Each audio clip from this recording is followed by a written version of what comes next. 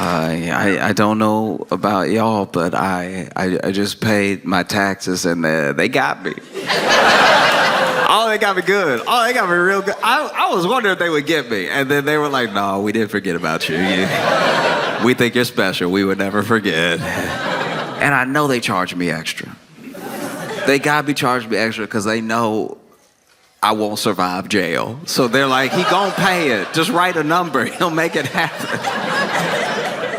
It's been great traveling this week. I've been able to go to Milwaukee, Madison, now Minneapolis and everything. When I was in Madison, there was something sort of curious that was happening. You know, I like being in Minneapolis because y'all smile an appropriate amount. You smile when something good is happening. You know what I mean? When I was in Madison, there were so many errant smiles. There were people just looking forward like, huh.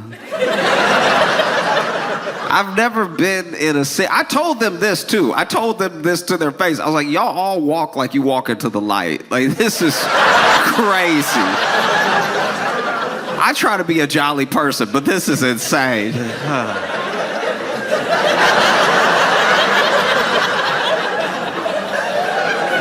Nah, man, what? It was wild. And when I was there, I like when people are happy. I hope to make people happy, but when people got a little bit too much of it going on, I do have to get to the bottom of it. You know? And so I did do a couple things. It's something I like to do in any city when I see too many people smiling when I get there. I immediately go to that city's Yelp. Because I'm like, there are problems here somewhere. We just have to find where they are. You know what I mean? Not everything is a 5-star experience. Not everybody gonna give a 5-star. And it didn't take long. I found a 1-star. I won't name the establishment, but the review simply said, their old fashions taste like barbecue sauce.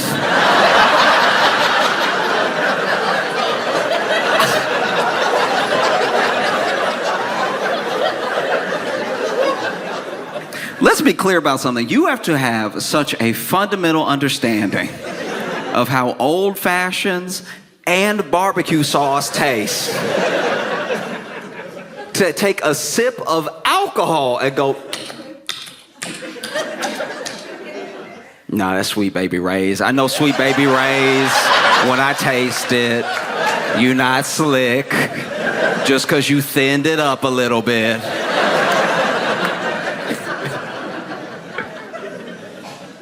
Oh, it's tough too, because when you're dealing with some of this happiness in different places, you wonder, did y'all get taxed? Do you know what I mean? They must have skipped over y'all if y'all so happy all the time. And I think sometimes taxes feel extra difficult because when you pay them, you feel like you're paying them for everything that happens next, not to pay for the life you were living up until that point. Does that make sense? Like it's like when you pay rent, you're paying rent to keep living there. But when it comes to taxes, you're mostly paying for everything that already happened, that you already enjoyed or didn't enjoy, depending on the city. And I think that if you got something back with your taxes, let's say you pay your taxes, they give you that tax return and everything. You can read all the numbers, why they say you owe what you owe or why you got back what you got back. And then they list next to that what they paid for with it. That might make people feel a little better, you know? Because we don't know where our tax dollars go exactly. So then something happens and you feel like you're paying for that and you're like, this isn't what I paid for. And somebody should tell you, oh no, this isn't on you. That's not, that wasn't your money. You know what I mean? Like paying taxes as part of a country feels like when the bill comes and you gotta split it, but you only got wings.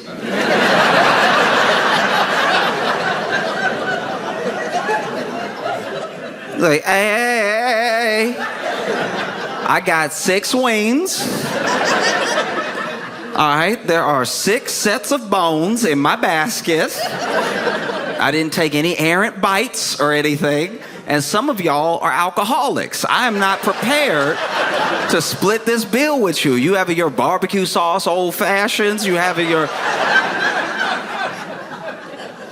Not down for this. Because everybody's having some money troubles right about now. I mean, from all different ways. People are getting squeezed in lots of different directions, you know? Like we already know, tariffs are almost old news now. But the fallout isn't. The fallout is fresh. The Dow has only dropped by 1,000 points 11 times in history. And 4 of them were in like the last 2 months. Like this is very bad. If this were a roller coaster, this would be the part of the ride where your neck breaks. Like it's just... Engineers don't build this way. This is not safe. And you know, you see it through the tariffs. I've talked about it before, but those people on the money channels, they're still a bit nervous. Still freaking out, you know. They still come on every day. One of my favorite things about watching them now is they talk to us like we're the news. They're there doing the news, but they looking right in the camera like, I don't...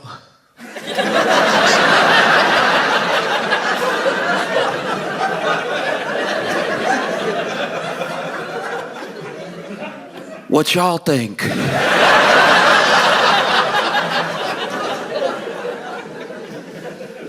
Oh, it's bad. You know, like just this week, you know, you had people losing money in all sorts of ways. I mean, Christy Nome.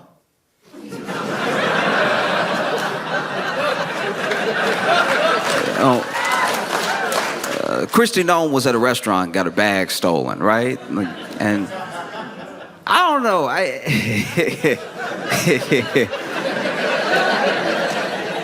It is wild. Okay, because then you have to... Okay, I'm trying to figure out how to put this. Okay, so then when you report your bag as stolen, right, and you gotta list the contents of your bag, you know, her bag had her driver's license in it, had her passport in it. She had $3,000 in cash in her bag. $3,000 in American dollars. $3,000 in cash. What you doing, Christy? That's $3,000. North American, South of Canada dollars. She had $3,000. That would make sense if this was like the 90s. You know, it's the 90s. You got it like that. You got 3,000 on you. You know, okay, you might see a food truck want to treat the town.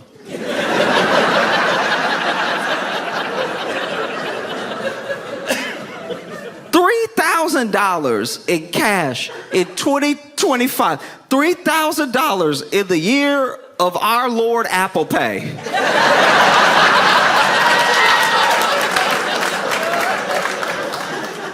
If I had been the cop that she reported to, that the business, and she told me, listen in the back, oh, my DHS badge, my passport, my driver's license, so much stuff was in there. I had a couple of Jolly Ranchers, and oh yeah, $3,000 in cash. I'd be like, oh,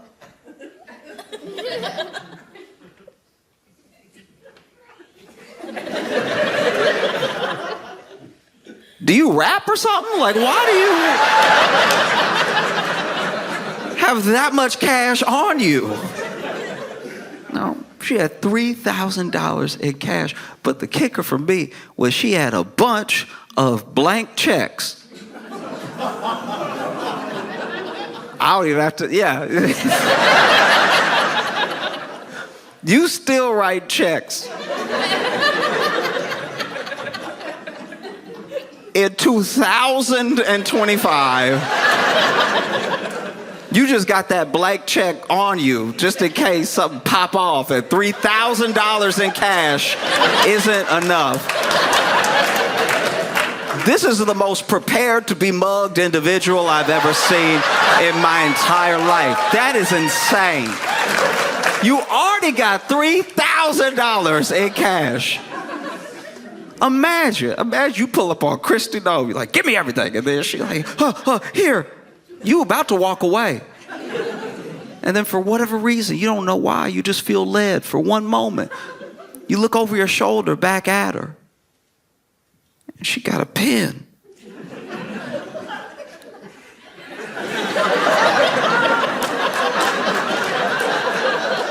You said give you everything, you know.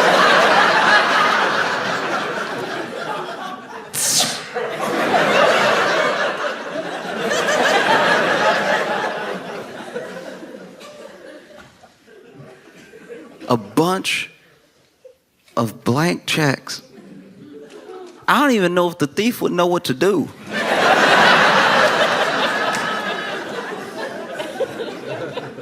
Like, there used to be whole departments dedicated to check fraud. And now it's like 2 dudes. People are not writing checks like that anymore. I bet you they dump the contents out. They're like, oh, we score. We got $3,000 in cash. We got her DHS badge. I'm sure she's going to want that back. We got her passport, her driver's license. Oh, we got everything.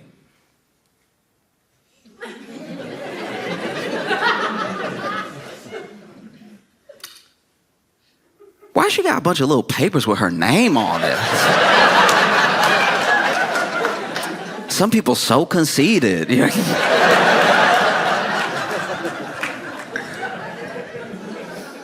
No, because I had an incident happen to me when I was in college, where I left for the break, and when I got back, the RA, resident assistant, comes up to me as soon as I get back on campus, and she's like, hey, I'm going to walk with you to your room. Now, you could get in trouble at the school I was in. It was a dry campus. You could get in trouble for like having alcohol in your room, or like if they found anything. Sometimes if there was even a whisper of something in your room, they'd at least want to check it out. And so I didn't know if maybe somebody had said something. I lived in my own room. I had my own like dorm room by myself. And so I was like, I know nothing should be in there that I don't know about, unless maybe I left it unlocked. Somebody put something in there. I don't know. So I'm kind of freaking out on the walk to get to my room. And then I go ahead, I open the door. And before I open the door, she's like, okay, don't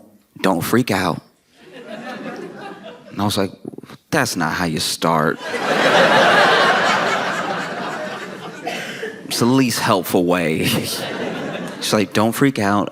While people were gone on campus, there were a series of break-ins, and your room was one of the ones that was broken into. Right? Now, this isn't like me being like poor me, but everything I had is everything I had. Right? So I like the stuff that I left there, I have one of everything. Right?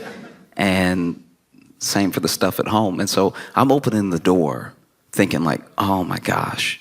Like, I don't have money to replace things that might be missing or broken, you know. So I open the door and my room is trashed. It's like fully ransacked and everything.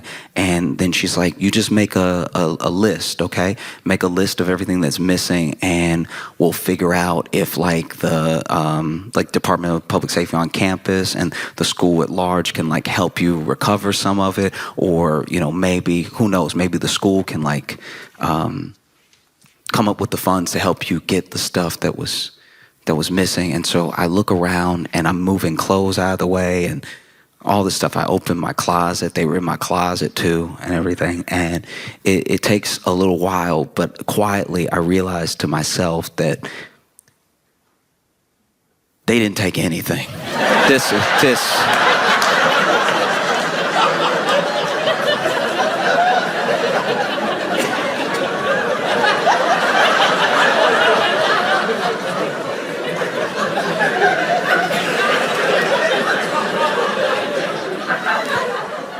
how embarrassing it is to get your place broken into? And a thief is like, I'm good.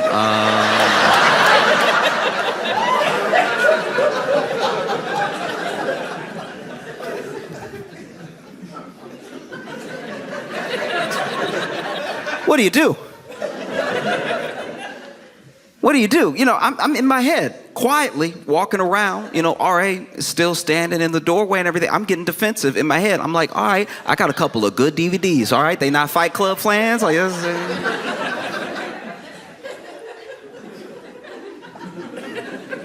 no, I got a PS1. I know the PS3 is out, but I had a 1. They could pawn that. You know, they don't even have imagination.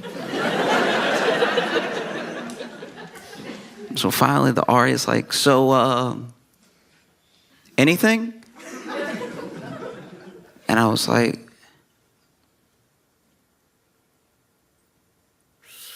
yeah, they took my Gucci watch.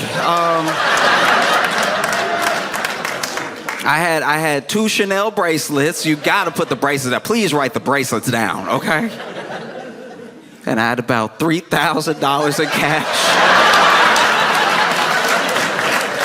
You know?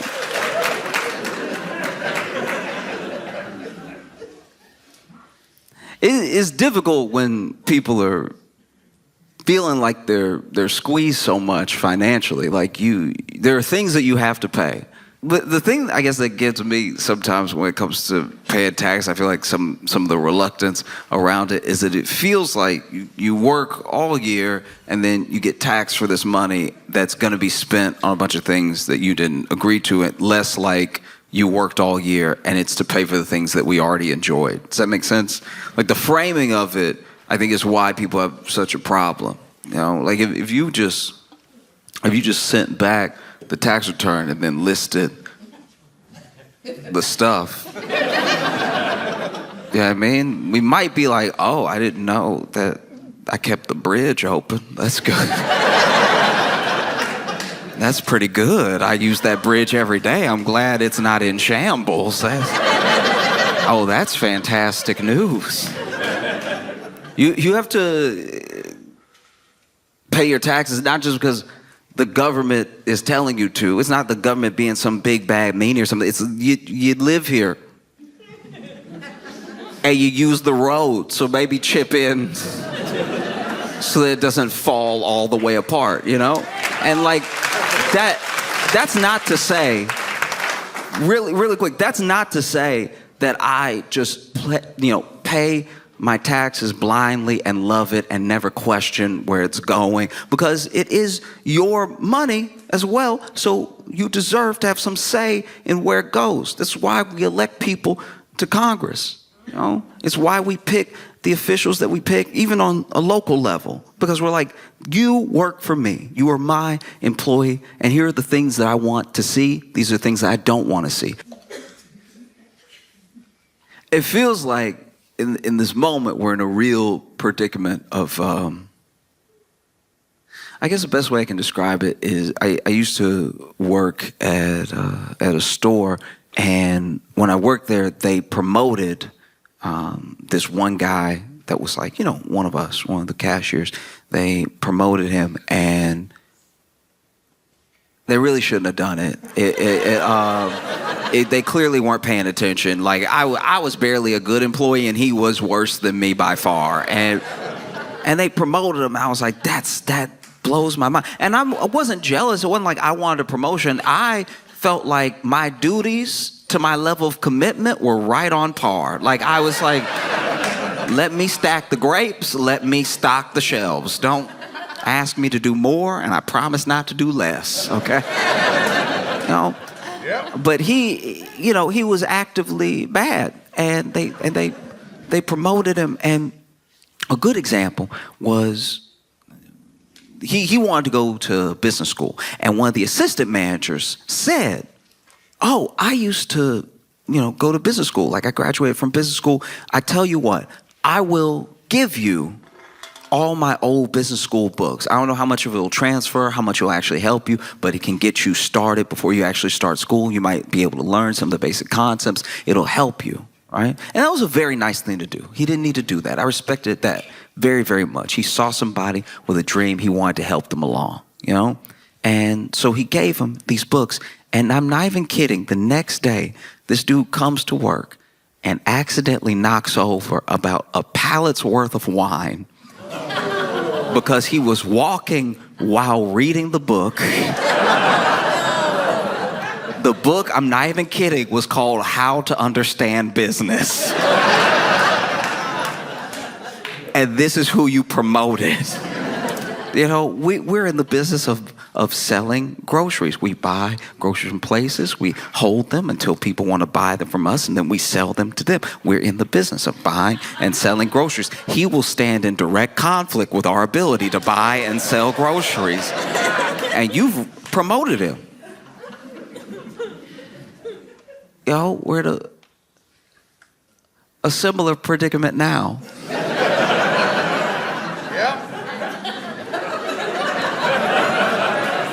As a country, we're in a similar situation because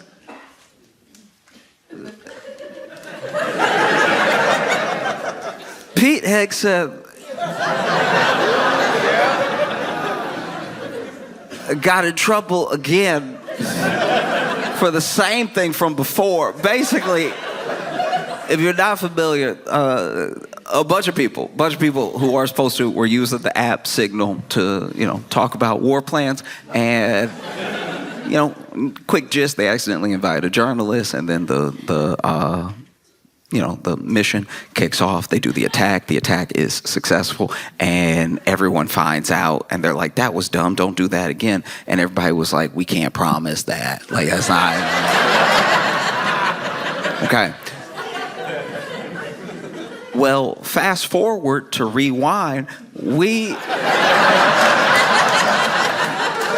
are in the same situation again because unbeknownst to, I guess, anybody at the time, Pete Hegseth had not only been using Signal to discuss war plans, he had a whole other channel where he was just talking to his wife, his brother, and his personal attorney. And you couldn't. This is what genuinely bothers me. Like this is what actually upsets me about the whole thing. Some people are upset. They're like, I can't believe they were discussing such sensitive information that should have been. They can say it's not top secret. They can say it's not classified, but it's at least something that we should hold tight until the mission happens. And he's just discussing it plainly on this app that could be hacked. And it's like those things. Discussing it with people who shouldn't know isn't actually my problem. Maybe this is my own hot take, but I feel like that sort of thing happens all the time. I think anyone who's like married to someone in government, anyone who's married to someone high up in any business knows some things that they're not supposed to know. That's like human, actually. You don't think Michelle Obama? You don't think Michelle Obama was kept up at night knowing stuff she wasn't supposed to know? Do you know what I mean? You think Michelle Obama was in the White House like, Barack, what's wrong?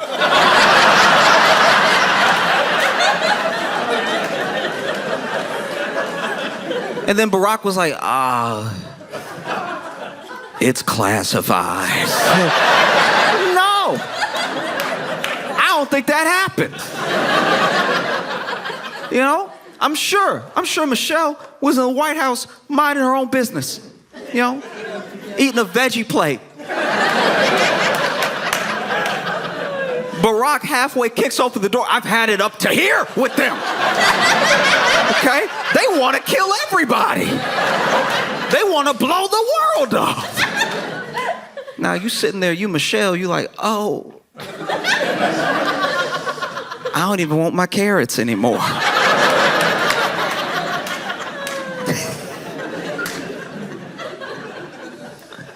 Oh, no. The thing that bothers me is that Pete just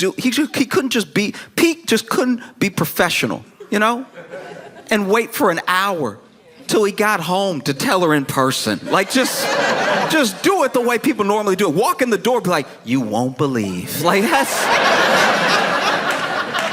that's the way you do it. But when I pay my taxes, I do get upset when I see it blatantly being misused. You know, like when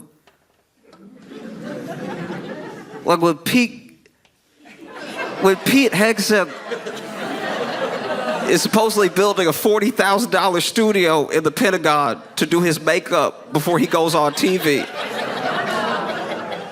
I'm like, that, if even $1 of that is mine, I'm very upset. Like, I'm not saying I'm the whole 40, but like, that's so insane.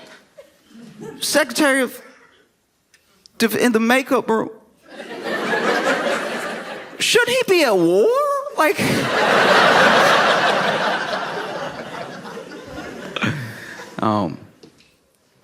every once in a while, you come into contact with somebody that you know from you know in a personal way, and eventually, maybe this has happened to some of you. You turn on local news, and you see them, and you're like, I knew it was gonna be something. You know what I mean? Maybe it's the 8 o'clock, the 10 o'clock news, but they did something. You see that mug shot and everything. When I was in Chicago, I worked with this dude at our job, in the break room, we had a light sensor for the light switch. So you could just press it, lights come on, or, if nobody was in there or if you didn't move for long enough, lights go off, right? And one day, I'm walking into the break room, take my break, lights are off, I walk in, lights come on, and he's sitting there, already in the break room, eating barbecue. And let me go out on a limb right now and say that if you eat barbecue in the dark, you are a murderer, okay? You're already guilty in my mind. If you are that comfortable with bones in the dark, there's no telling what else you're capable of. If you are that comfortable slipping and sliding on your teeth and tongue, barbecue is messy enough in the light. You should have seen his face when the lights came on.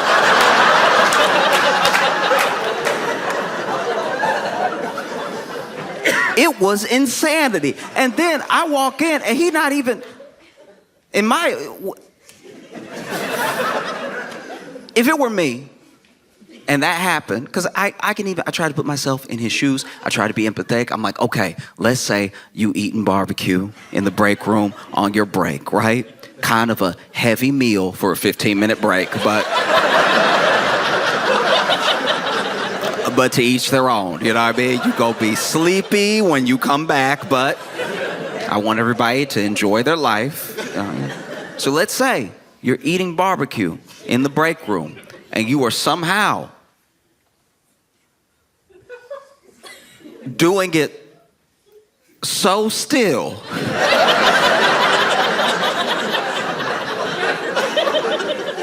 I'm not saying he should be hitting the rib like corn on the cob. You know what I mean? I'm not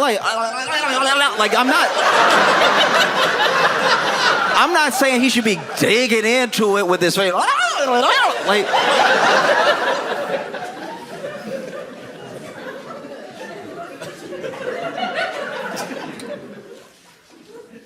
in case you're wondering, that is, at least in my mind, the sound you make when you eat barbecue in the dark. Like that. If you eat barbecue in the dark, you don't eat it like the rest of us. The rest of us chew like civilized people, but if you in the dark eating barbecue, you are wilding out. You're doing whole other sounds and effects that the rest of us don't do, you know?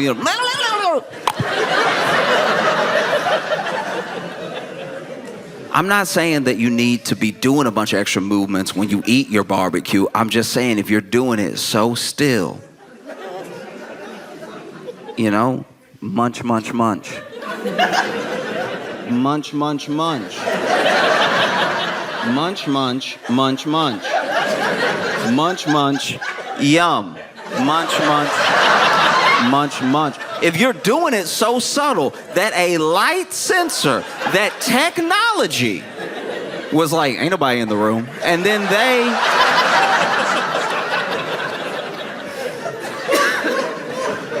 decide to shut the lights off on you, and you still did not feel led to change the conditions of your meal. If you were eating barbecue in the break room and then the lights go off and you're like, that's even better.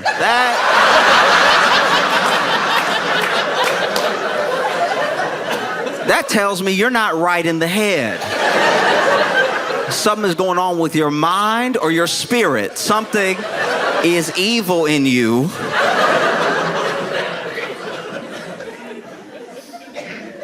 Munching away. And then you think to yourself, oh, what if someone walks in? What if someone walks in and feels like, this is awkward. This is weird. I would hate for them to judge me and my entire personality based off of one instance, you know? Maybe I should get up and paw my way, if the lights don't come on, to the light switch and press it so the lights come on and the room is once again filled with God's holy light.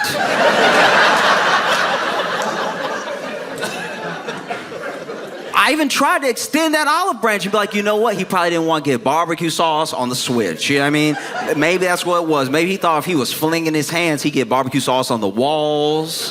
That would look even scarier because now I walk in, the wall's red, you got a bone in your hand, you munching away. Really try to put myself in that headspace. Try to be fair to him. And after I got through thinking all those thoughts, I was like, nah, the whole thing was weird. No, I was right. It's insane.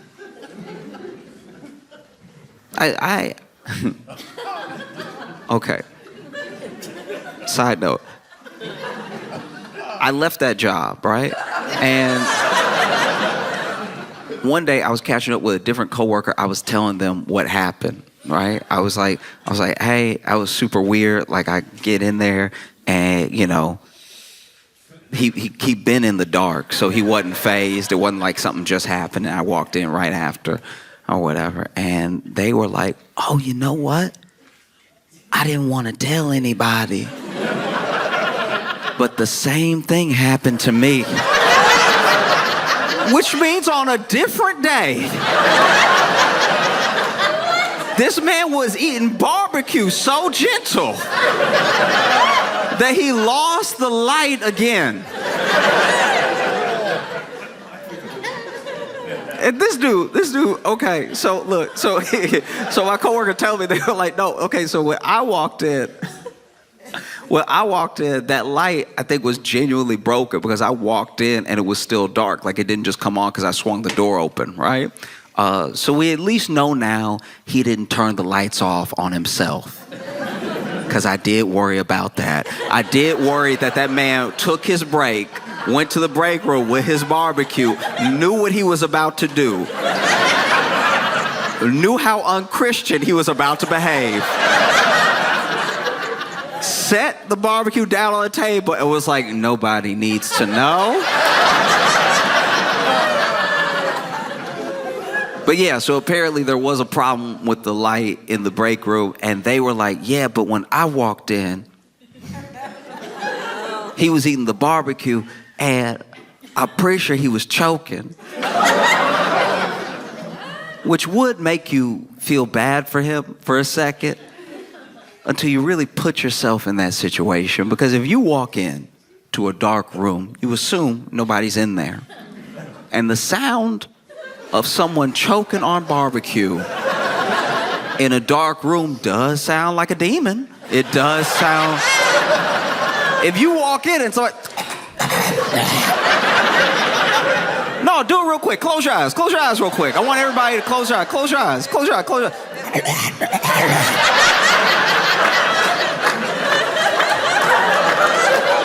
Piece of brisket getting caught in the back of your throat, and now you sound like Beelzebub.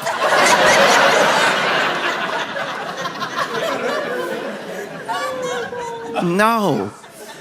And so then when the light when the light from the door spilled in, they saw him. And they couldn't really make him out. Because they were kind of blocking the light themselves, just standing in the doorway. And they said that they just saw him, like, eating in the corner, which, why are you facing the wall? I forgot to mention that. That happened to me, too. He was facing the wall. It's already dark. You don't need to worry about being seen. But he's facing the wall going...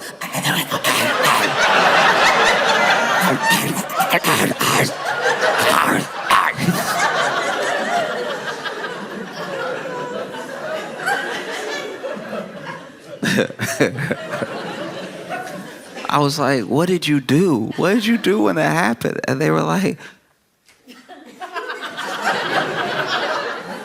I thought it was a demon.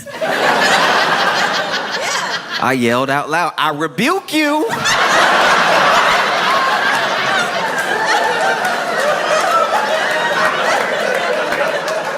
And then I closed the door.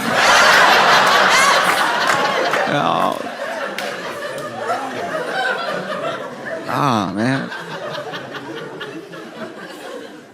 So then, you know, I'm chilling in my apartment in Chicago and watching the news.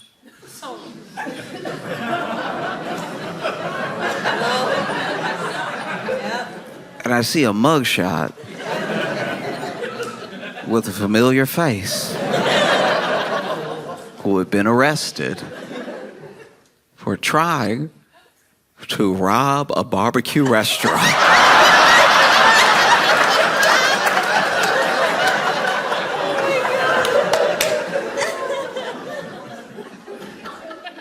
It's especially tough right now because I think people are getting squeezed from more angles than we thought was possible, right? It's like, you know, wages aren't increasing, jobs are hard to come by because of layoffs. Some of the layoffs are like the seasonal layoffs when, you know, companies restructure and everything, things that we're actually used to. But then some of them are people losing their jobs in government. Some people are losing their jobs in the private sector in place of potential like AI advancements and stuff, all while you have the tariffs going on. And I truly believe that some of it is preventable. Obviously, there's going to be ebbs and flows with every economy. There's going to be ebbs and flows with every country throughout its history of how rich it is or how markets fluctuate. Some of these are unforced errors, and some of these are things that just happen, but it's all happening at one time, you know? And I think very basically, I wish everyone could agree on it, but we're not there yet, that just by being human, just by virtue of being alive, you deserve access to basic necessities, the most basic of things, right? And especially if you're working. If you are working full time and you're still struggling to get the basic, we're talking about food, water, and shelter. We're talking about the most basic things. And I think sometimes when you bring up the people who are having a rough time, they're having a rougher go of it than is just, right? Life isn't fair, but you build the scale so that things can level out, so that they can be just. And when you talk about people who are having a rough time, who need extra help to try to get level, and they're working, they're doing their best. I think people conflate that with people who want luxuries or they want something for free. These people are already working. We are the hardest working country in the world. We clock more hours than anybody else, and we every year have less and less to show for it. We have less to show in healthcare, we have less to show in education and possibility of upward mobility. Every year we work harder, and every year we have less. We take less vacation days than pretty much anyone in the world. And for all of our hard work, we are not seeing the fruits of our labor. And there are people who will tell you, oh, but if you just work a little bit harder, if you just do it this way, oh, I'm smart, I figured it out, you will too. It's people who are not addressing the fact that everyone does not get a fair shake. You know, like you only need to look at me as an example. You don't think I want to be in the NBA?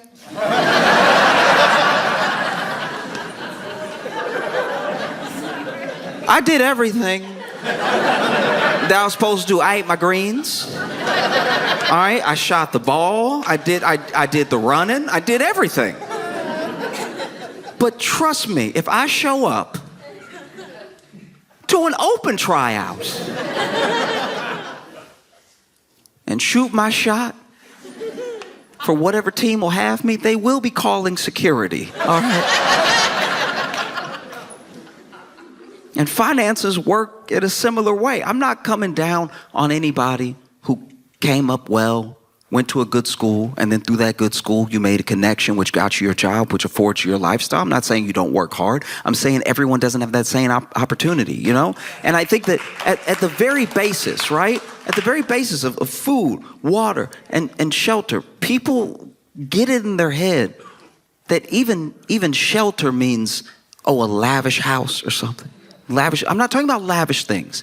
I'm talking about enough to get by. Everyone is fighting to get by. When you talk to people who don't have about what they want, they just want to be level. You know, they're not asking for expensive, lavish things like outdoor furniture. Patio furniture is ridiculously expensive. It doesn't make sense. It doesn't make sense. It's literally outside. You don't even want it in your home. It's almost trash. I don't care how comfortable it is. You literally let it get rained on. You know, you buy it from a store and then you bring it inside for a second just to take it out to the backyard and leave it there. And it's too expensive. It's crazy. In fact, when the outdoor furniture is inside, that's when you know it's bad. When I was living with some friends in college, their lawn chairs were the chairs. And I was like, we in a bad situation. We're not doing well. You got the patio furniture in front of the TV. We about to die tomorrow.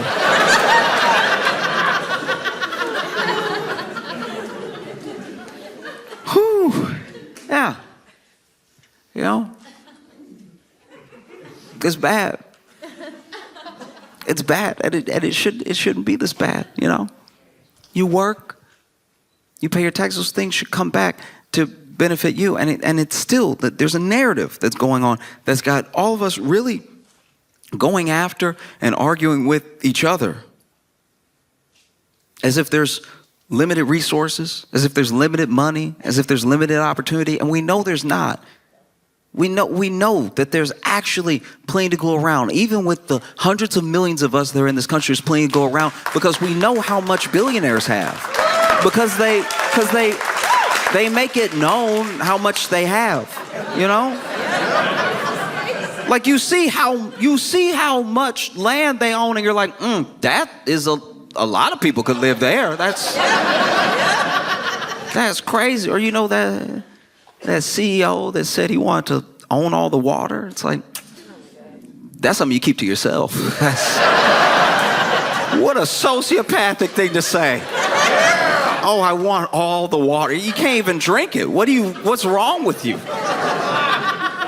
That's what kills me. It's like people think that it's solely government. People think that it's their job. They think it's not.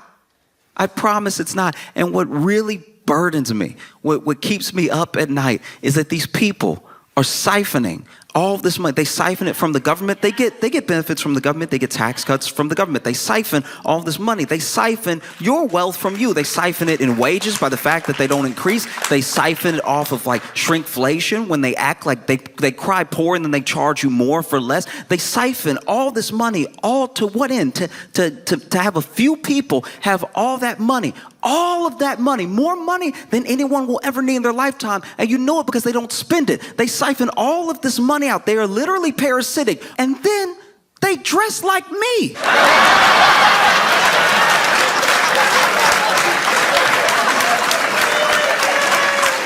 That's so crazy.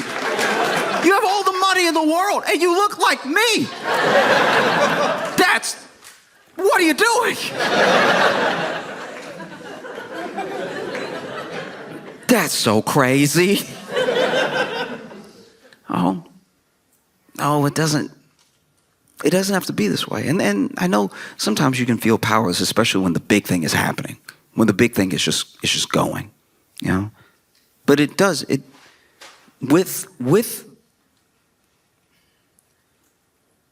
with a movement towards any action that is based in the people's wishes, it has to come to fruition in any instance. And you see it all over the world. You see people rise up in whatever form it takes to make their voices heard. And it's still very much possible. I know that there's a narrative out there that you're like a cog, that there's nothing you can do, and that you might as well just scrounge up as many pennies as you can to get by, and that'll be the best you can ask out of life. You know, it's to the point now where even people who cross over that $1 million threshold, they enter that tax bracket, they still feel that way.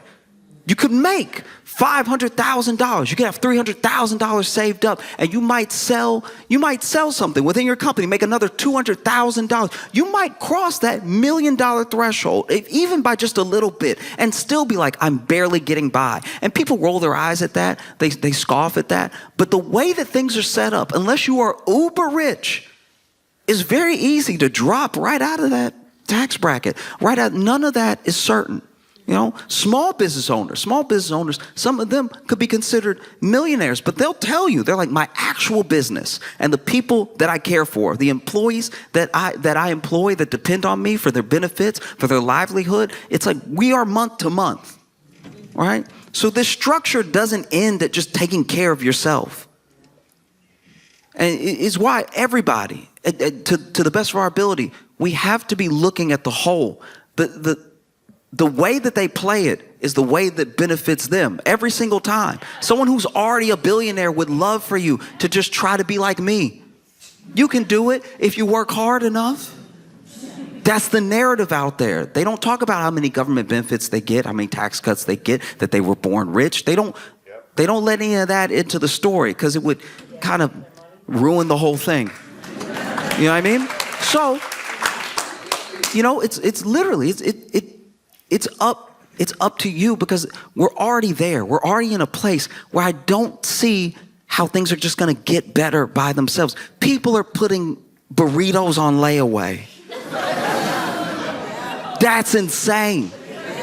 That's so crazy. There are apps now that they come to you and they're like, hey, we'll let you finance your lunch, dog. You know, pay $3 now, we got you. And they do. They have you. And they don't let go. And before you know it, it's been a month, and that burrito that was $12 when you didn't have it is $65 now when you're done paying for it. And it wasn't worth it. And it's siphoned more from you. The things that weren't already taken. They can take your wealth. They're taking it now.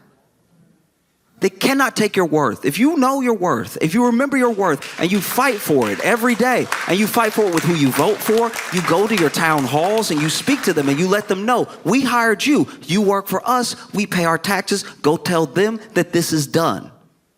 It doesn't have to be this way. We can demand more. And the thing that we're demanding is not some sort of handout. We're demanding our work back to us in proportion for how hard we've worked.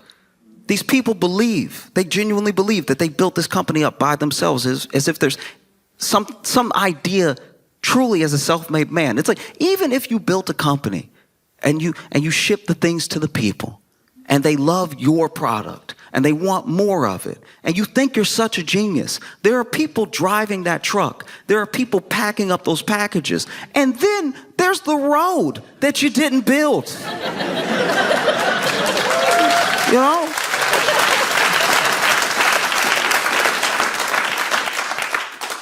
In what world should it be like this? That's crazy. And then the narrative gets put back on us that we deserve these pennies, that we deserve such a small share of the thing that we helped build. Look around.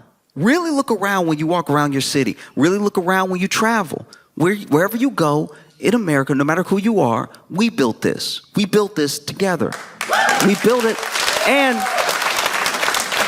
I'm not even saying that these like titans of industry don't hold a part in it. I'm not discounting someone having an idea and through ingenuity bring it to fruition to the point where they employ people, to the point where people depend on them. But there are responsibilities that come with that sort of thing. You know, I wanted to start a candy company, and I was like, nah, I'm actually going to be a terrible boss. I'd be a terrible boss. You know, I'd be in there in the candy factory eating all the chocolate, making myself sick. And then when people come to the factory to look at our chocolate, they'd be like, the boss is in the bathroom throwing up again because he's a child that can't stop himself. And that's why I didn't start a business, because I was like, you know, there are other people that are better at it. It's tough. You know, you shouldn't be put in a position where you got to put barbecue that you eat in the dark on layaway. Like that's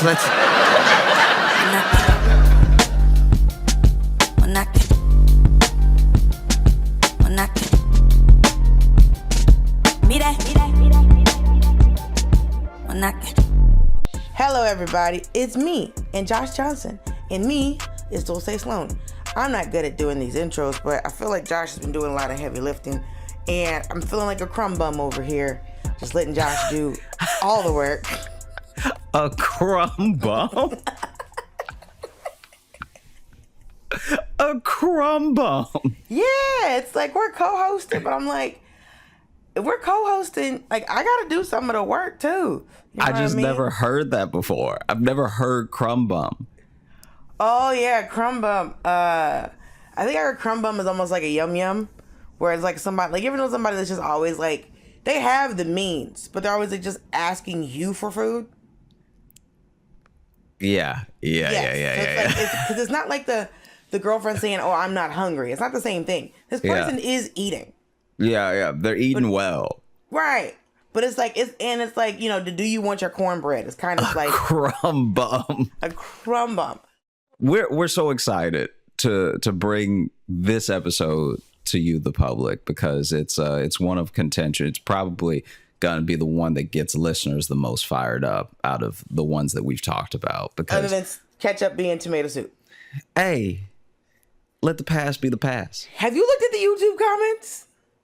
I will never look at those YouTube comments. Yeah, I'm gonna tell you what. That's one of the first things you learn as a comic is never look at the YouTube comments. If you're someone who's on TV, never look at the YouTube comments. And I can tell you the ones that I've looked at, I don't know if there's a filter that goes through, because usually if you're a woman that looks like me on the internet, someone's calling you fat. Someone's taking the time from their American Heathen Day to type into Al Gore's internet that I have more than one chin. And one, they're not doing that unless someone from our team is just going through and being like, nope. Or YouTube finally cares about people, but I don't think that's happening. And wow, people are not feeling, because somebody was like, yo, Josh, I get it. You were trying to win, bro, but tomato soup being ketchup, I think you've gone too far, baby. I think you've really affected hearts and minds, Joshua. I mean, all right, never mind. All the other episodes, it's like we're kind of deep now. Like there's so many other episodes where I make salient points, and then this is the one that really sticks with people. People have mentioned that. They're like, man, Josh has made so many other great points. What happened? Okay. Yeah, it was interesting because they're like, yo, dude, I know you were trying to win, but you went too far. You went too far to the other direction. You went too far to the left, bro. Left, right, up, down. You did too much. And so I mean, this is the one that I will really affect people. Well, I think it's interesting because the topic for today is chocolate versus vanilla. Mm-hmm. And first of all, I just want to take a second. If you were watching this on YouTube, stop the video after I ask this question. Who do you think is going to go for what? Do you think Josh is going to pick vanilla? Or do you think I'm going to pick vanilla? Do you think Josh is going to pick chocolate? Or I'm going to pick chocolate? Who do you think is going to pick what? I'm going to give you a second.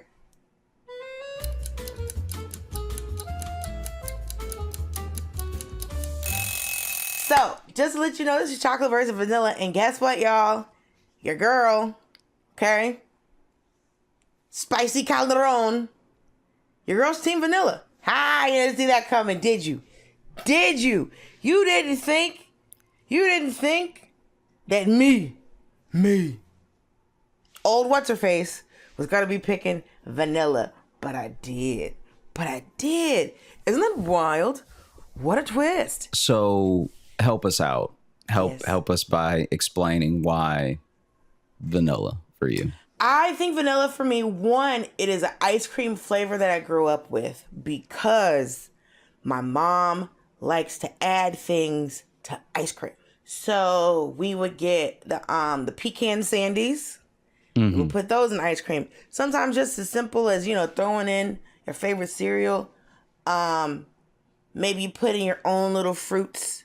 Vanilla was a carrier for flavors, right? Some of my favorite ice cream flavors, like Moose Tracks, the base is vanilla. Like those flavored ice creams, like the I never really got into Ben and Jerry's, mainly because it was expensive. But if you give me a Bluebell situation, you give me a Mayfield situation, a Mayfield Moose Tracks, a Mayfield Turtle Tracks, okay? If there's tracks, I'm eating them. If an animal is out here putting his imprint on the planet with caramel or chocolatates, put it in my face, okay? I like vanilla. Basically, when I think of vanilla, I think of ice cream. And there's different types of vanillas. There's different kind of carrier flavors. One thing I used to really love to do is when we go to the Chinese buffet, because you grew up in the South, there were always Chinese buffets. At the end of the meal, you go get your little soft serve ice cream, and then I would add a little lemon juice, like a little fresh squeezed lemon. That was a nice palate cleanser after eating all the variety of things you eat at a Chinese buffet. I do honestly prefer it over, like, in cakes. I don't prefer, like, I've never had a chocolate birthday cake because I've never wanted a chocolate birthday cake. I've made chocolate birthday cakes. I've made chocolate cakes for people. I guess this is my thing. This is where I feel like you are so misguided. Wow! What the hell? Good night. This is where. So I look at vanilla as one, right? As like if we are talking flavors, vanilla is the number one as far as units of flavor and taste. Okay. It's where you start. It's a good place to start. You're telling me a scale from 1 to 10. From 1 to 10. And I'll even say this. People give vanilla a 0. It's a 1 because it is a flavor. It's not plain. It's vanilla. Right? But you can't really enhance it. Like you said, it's a character. It's just a carrier. Oh, okay. It's a carrier. So then it's a platform for other flavors. It's not a real flavor that's out here striking joy into hearts and minds. It's just out here helping cherries and sprinkles get along. But it's also, did you think about it as a collaborator, a peacekeeper, a helping hand to bring different flavors together? How about this? I've enjoyed a triple chocolate cake. You can't have a triple vanilla anything because vanilla's vanilla. It's 1, and you can't multiply 1 times 1. You could have a vanilla. Well, I mean, it's not triple, but you can have a vanilla cake with vanilla frosting. That's a thing that exists. It's a thing that exists that all tastes the same. It's just a steady attack on your taste buds where you're getting overwhelmed with the vanilla. Listen, I presented my case. Okay. Now you present your case. Okay. Your very predictable case. Being Team Chocolate. My very okay. Mm-hmm. All right. Chocolate came to us, blessed us, was discovered in multiple countries.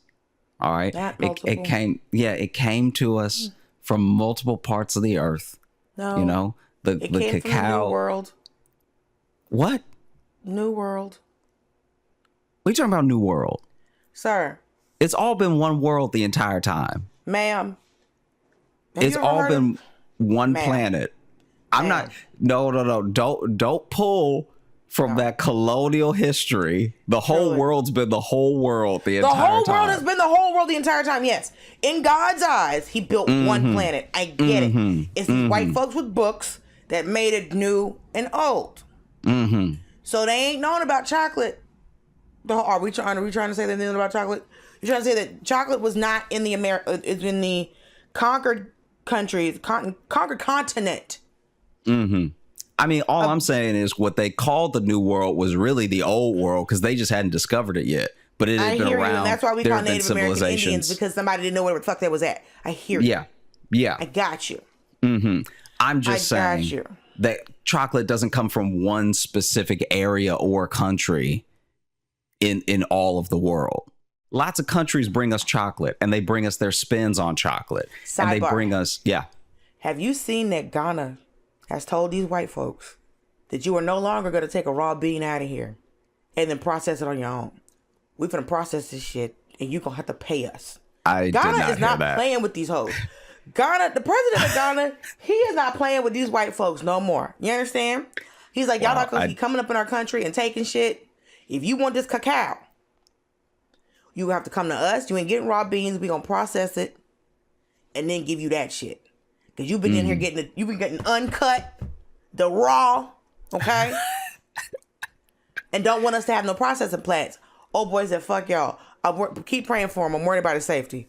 Cause these white folks are a problem. So all I'm saying is chocolate comes to us at different degrees as well. So you can see the percentages. They tell us the percentages now of cacao in the chocolate. Absolutely. And I just let you know how stepped on it is.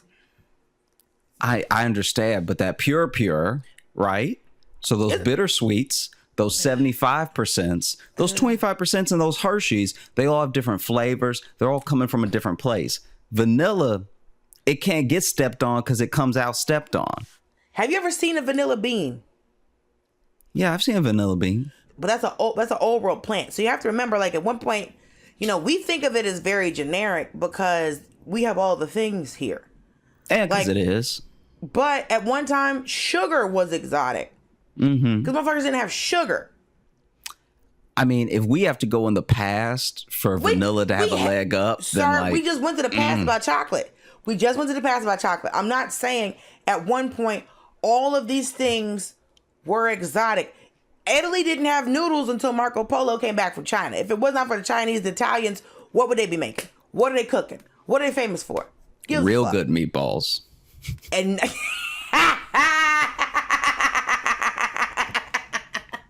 like, as far as meatballs, fire. Sidebar, check this out. Tomatoes, New World plant. Noodles came from China. If it was not for somebody leaving Italy, what would they eat, bro? Real good meatballs. All olive oil, everything. So yeah, I'm just saying, fire meatballs. Fire. This bread though. So I'm just throwing it out there. Yeah, I'm just throwing it out there that there are different degrees or different levels of chocolate. If we're just even going to keep it to bars, right? These bars, a vanilla bar is fine. Why are you saying that so hard? And a chocolate bar, that's how we want them. That's how we take them. That's how we love them. Okay. Chocolate bar. And how many types of chocolate bars are there? The most you're going to get out of vanilla bars is cookies and cream, which is still getting a little chocolate in it to help it along because it's struggling. Vanilla is a bean.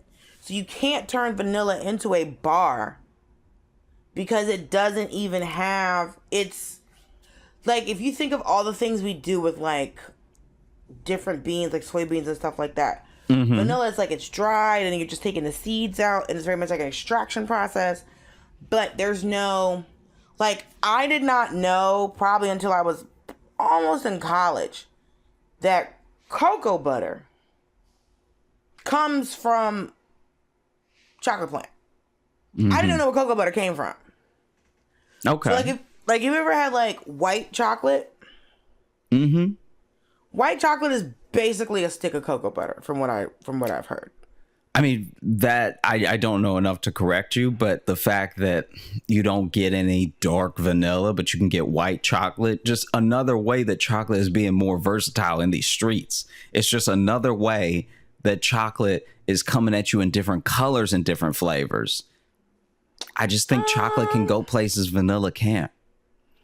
That's an apple and orange situation. We're talking about flavors, right? So I think for me, I don't like white chocolate. I like milk chocolate, but I have found out that by going over, going to Canada, going to Europe, going to Mexico, the rest of the world hates our chocolate. Apparently it's disgusting. No, we're not doing well.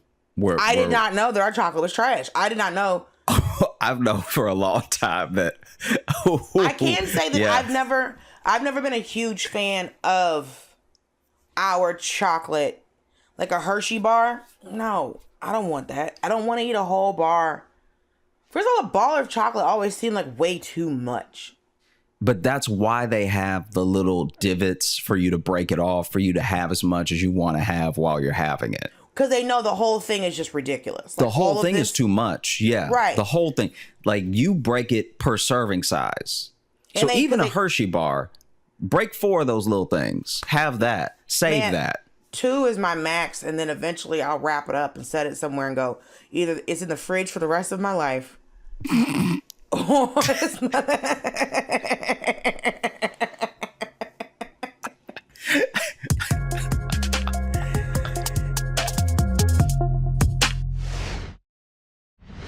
White chocolate isn't even really chocolate. It's chocolate that they've taken the cocoa out of. So there's no cocoa. It's just fat. And then they've injected chocolate flavor into it. I see. That. No. I see the point that you're trying to make. But what I still see is vanilla struggling so hard that chocolate had to do a plasma donation. Wow. Or maybe on behalf of the white colored candies. Or maybe vanilla doesn't have to go for Sammy Sosa. Okay? Doesn't have to be the last generation of Michael Jackson to be out here doing his job, okay? I don't want to bring Michael into this. Sammy Sosa, we all know, looks like a thumb. Doesn't make any sense. Don't act like I'm making you do these things. I didn't want to have to. Like, you're pulling out all the stops now. Vanilla knows who vanilla is, and vanilla's like, listen, I'm flavoring things, okay?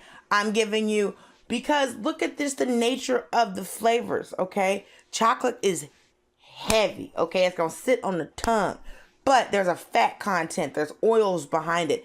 There's a lot of things that chocolate is doing because there are different aspects to it, right? Like, but vanilla, on the other hand, hey baby, I'm a bean and you put me in shit, okay? I'm doing cakes, I'm doing creams, all right? I'm giving you, it's a whole different campaign. There's way less processing when you're dealing with vanilla. No, there's no vanilla bars, because if you try to make a vanilla bar, it'd be like a white chocolate situation where you need some type of base and then you're injecting flavor. But that's not how vanilla works. Vanilla is giving you a lightness, okay? Chocolate came in to be heavy. Chocolate came in to step on your feet and be like, hey, what's going on? What you doing? About to fuck up your teeth, okay? No kids going to the dentist or the dentist, okay? Ain't nobody sitting up getting caught with vanilla all on their face. It's not happening. Vanilla has better press because vanilla's a more refined situation. Vanilla's not out here in your whole Halloween. That's what vanilla's doing. Vanilla's a classy bitch. All right, vanilla sitting down. I was like, hey, what? Yeah, vanilla can't be in everything, okay? You got triple chocolate cakes. You got chocolate on chocolate on chocolate on chocolate. Vanilla comes in, boom. That's the flavor. There's vanilla, and then there's a little vanilla bean. Chocolate, on the other hand, is letting you know it is stepped on like a motherfucker. Chocolate is letting you know, hey, I can be bitter, I can be sweet, I can be stepped on. All it is stepped on, okay? We know American chocolate. Okay, sidebar. Also, we have to mention this one thing. Have you ever had a chocolate orange? Yeah. What do you think about it? Thought it was fine. I think that's a flavor you have to grow up with. No, I can see that because the people who love it have always been eating it. That's very fair. And they're not American at all. They also love to crack it to like open it. It's like an event. Like that's how you can tell that they grew up with it because they love to press down, which opens up all the slices and then they eat it. I mean, as things go. But I was annoyed, one, when you bite into it that it's hollow. Yeah. Because there's nothing. I'm like, I thought there was going to be an orange cream situation. I thought this might have been a Cadbury situation. I thought they were going to give me more, right? Okay. They said orange, a chocolate orange. I thought that it was going to be more than just the shape of a fucking orange. But it's kind of cool that it's in slices. You can distribute it to your friends or to your children, right? It's cool. It's whatever. I'm just saying, I've had a whole type of chocolate. Listen, what you're not going to do, because I know what you're closing. I've met you. I know what you're closing argument. No. Whoa. What I'm not going to do, just for the record, this is unedited. I was being quiet. I was listening. And then out of nowhere, I get a what you're not going to do. I know the wheels, nigga. I know the wheels. And the wheels on this bus were eventually going to get us to the chocolate room at Harrods. That's where these wheels were going to go. Because you were gonna wasn't even thinking about it. What? That you don't know how to do this right? No. I wasn't even thinking about it. And I'll tell you why. Because I was going to let you punch yourself out. Because in my mind, yes, there are some situations where we're talking apples to oranges. But it's apples to oranges because chocolate can go so many places that vanilla can't. All right. You talking about not all up in people's Halloween. Let's talk about the fact that really a lot of people don't even want vanilla like that. So vanilla can call itself classy. It can call itself sophisticated. It can call itself particular and choosy. But nobody is choosing vanilla. When was the last time you saw a vanilla fountain at a party? Help me. You can't, because vanilla doesn't come. Because vanilla doesn't come in a liquid form like that, okay? That's not how... Sounds like it's not versatile. It's not versatile. It's not the best you've heard in a while. What I'm saying is that... Thank you for getting that reference. That versatile, don't just shake its record with style. What I'm saying is that because of what vanilla is, also, you know that chocolate in them damn chocolate fountains is never high quality. It's never great. It's never good.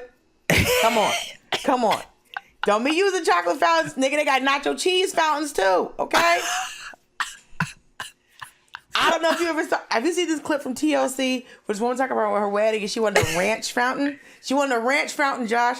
Honestly, I want to see it. I want to see a ranch fountain, okay? I'm sure they have a marinara sauce fountain. We out here putting anything liquid in a fountain. I honestly think a marinara sauce fountain can't happen because it would be far too splashy. Like you can't even approach that thing without messing up your whole shirt. It is splashy. You need something that's that makes me think that a ranch fountain would be splashy too.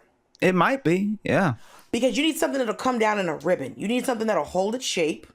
Something beautiful and smooth like chocolate. I'm with you. I understand. Nacho cheese.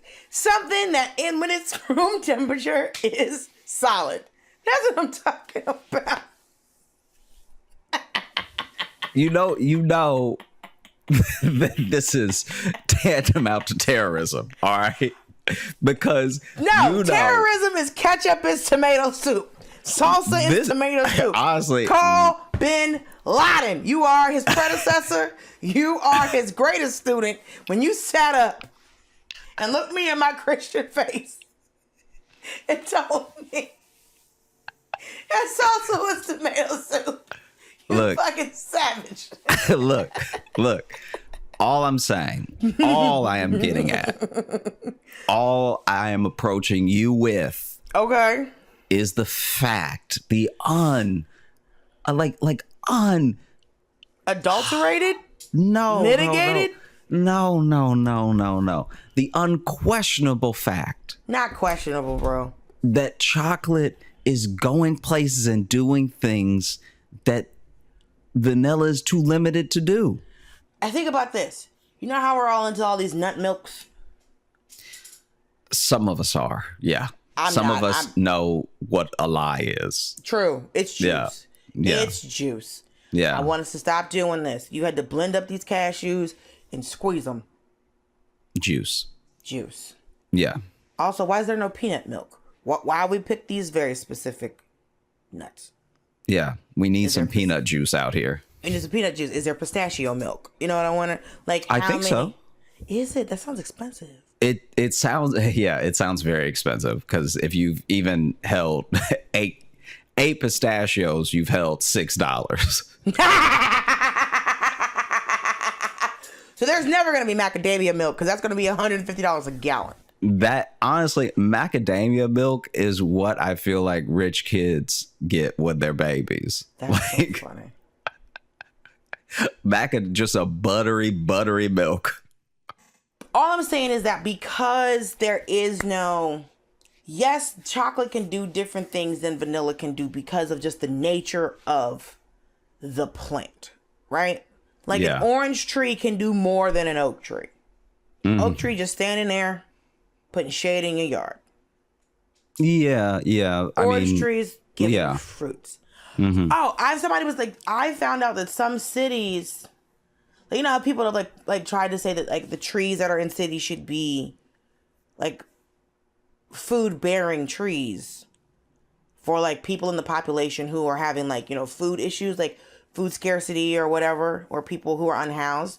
There are a lot of cities that don't allow you to have fruit bearing trees in the city because for that reason. They're like, no, we don't want people be able to. Oh, it's wild. That's wild. Like every tree. Like I get if you're in fucking Oklahoma or like Colorado trying to grow an orange tree, that makes no sense. But just have it like appropriate to where your climate is.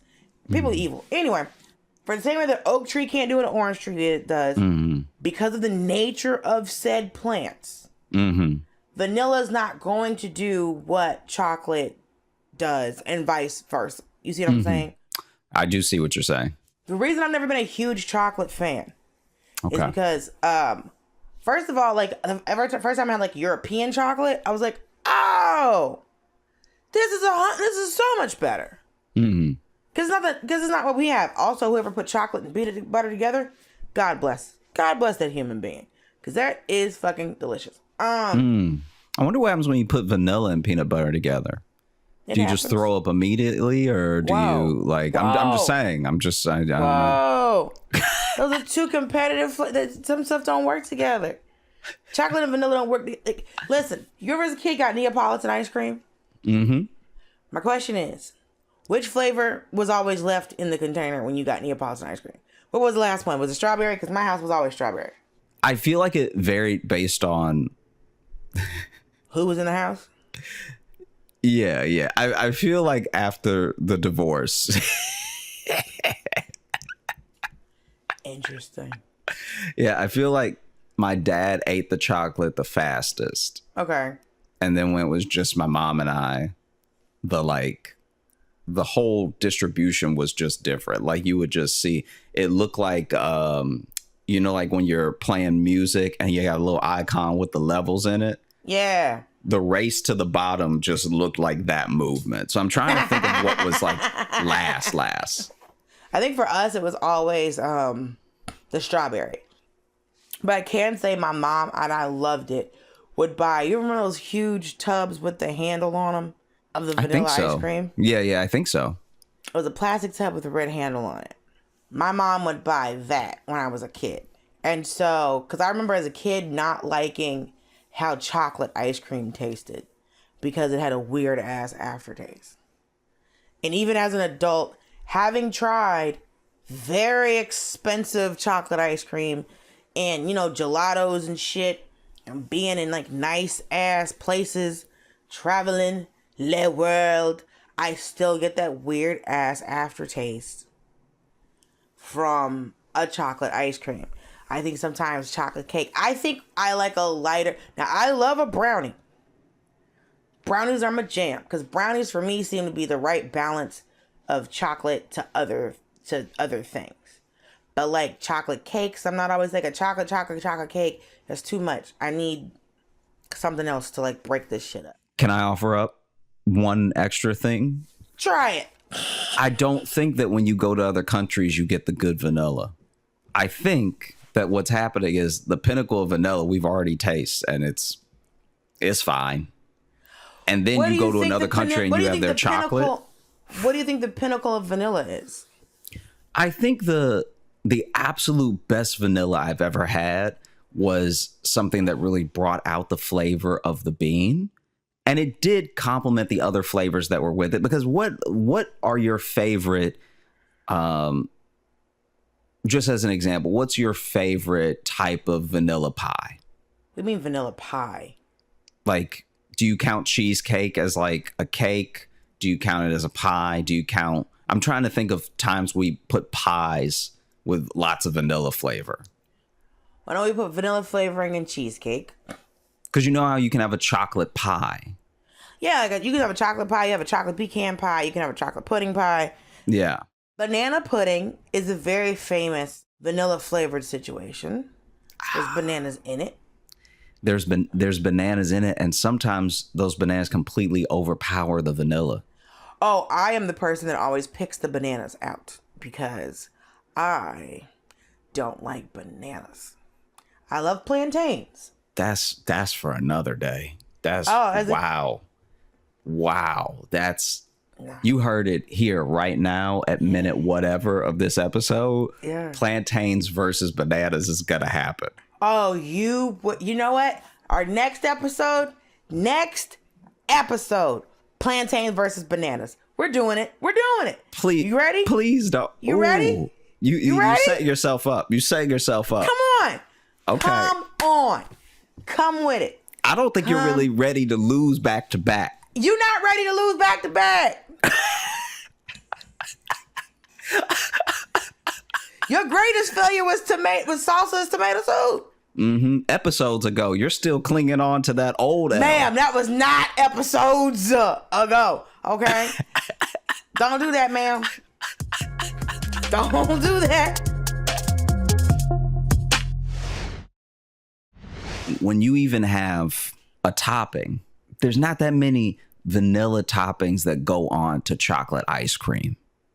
But there's lots of chocolate toppings that pop all over that vanilla scoop. Okay? So you're saying that there's no vanilla toppings? Just not many. What if chocolate is just loose? What if chocolate is just for the streets? What if chocolate is doing too much? What if chocolate... Chocolate's doing too much. No. What if that's the thing? You are not going to call my delicious mocha, my delicious dark, my delicious milk. You're not going to call all of my chocolates hoes. That's not what's going to happen. I'm just saying that it had to be so versatile because it could not focus. It had to we need to sit down and pray for your loose, your plain, your basic vanilla. That's what we need to do. What if chocolate is doing all of this because it couldn't there's no refinement, okay? Maybe it's giving you, maybe it's McDonald's, okay?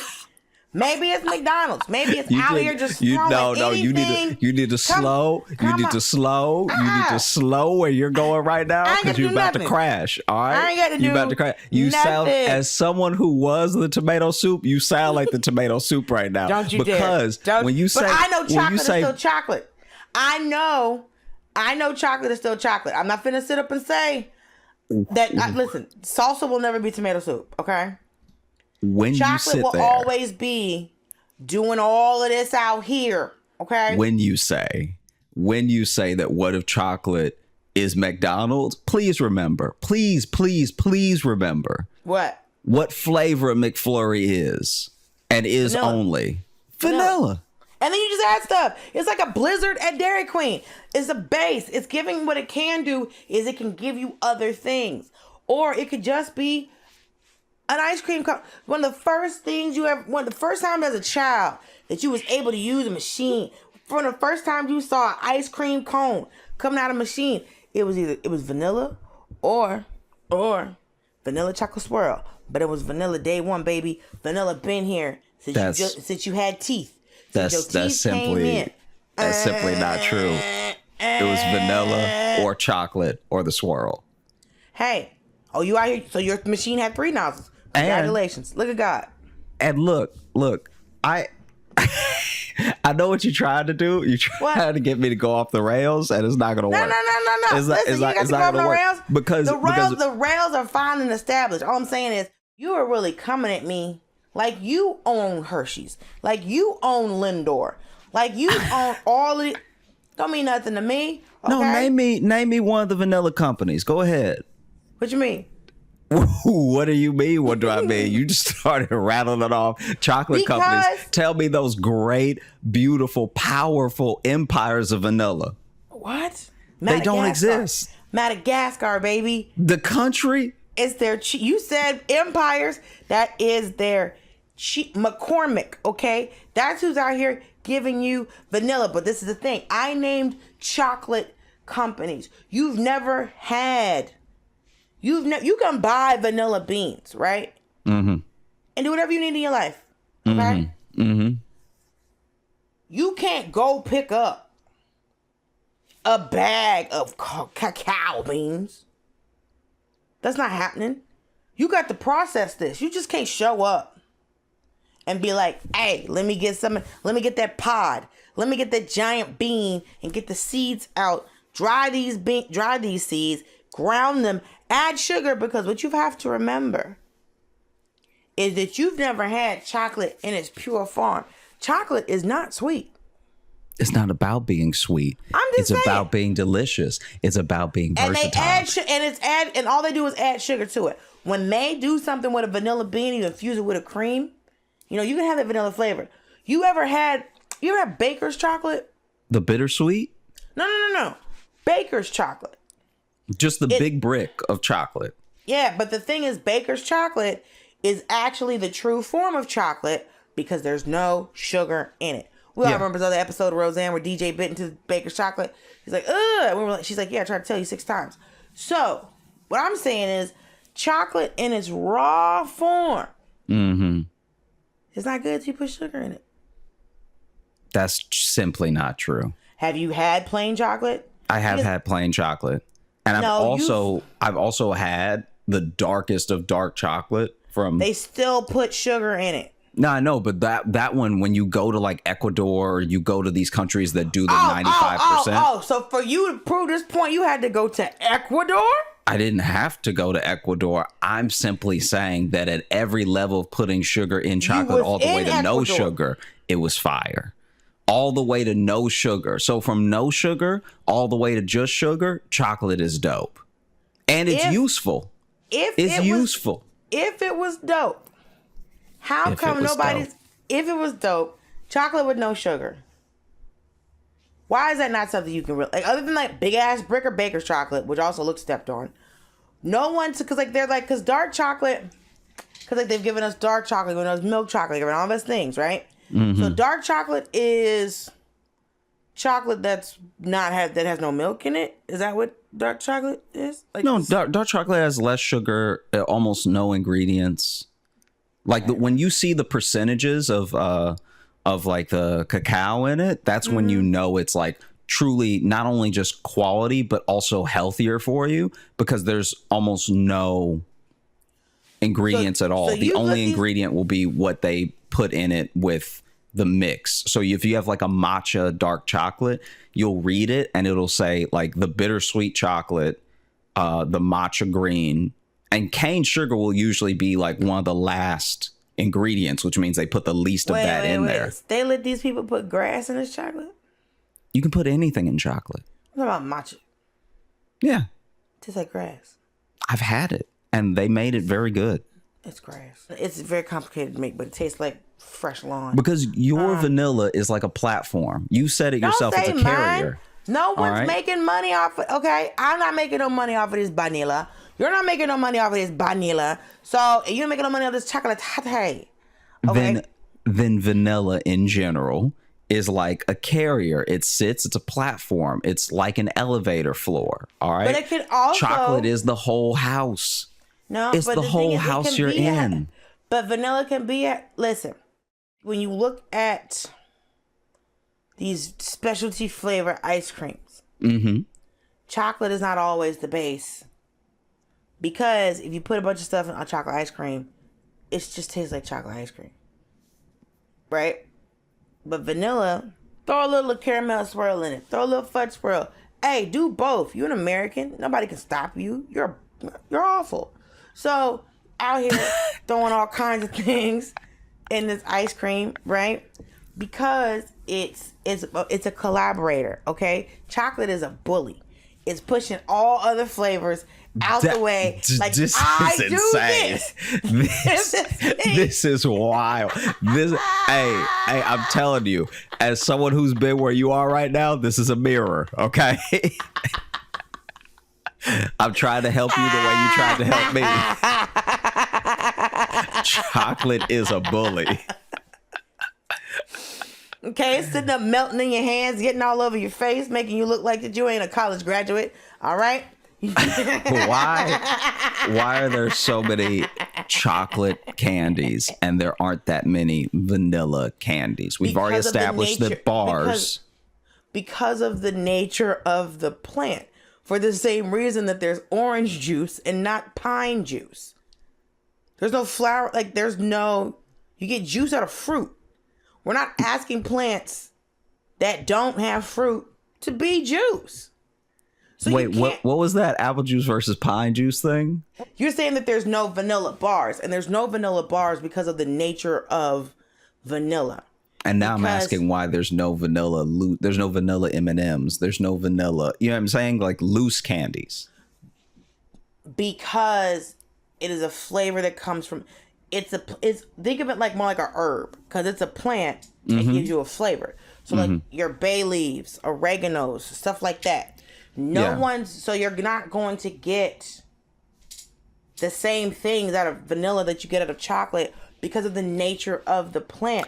You can't squeeze vanilla and get oil. Like you can't get oil out of you can get soybean oil, canola. I still don't know what a canola is. But yeah, I've never met a canola. I've never seen her in the streets. I've never seen her out here working. She does what she does, right? Yeah.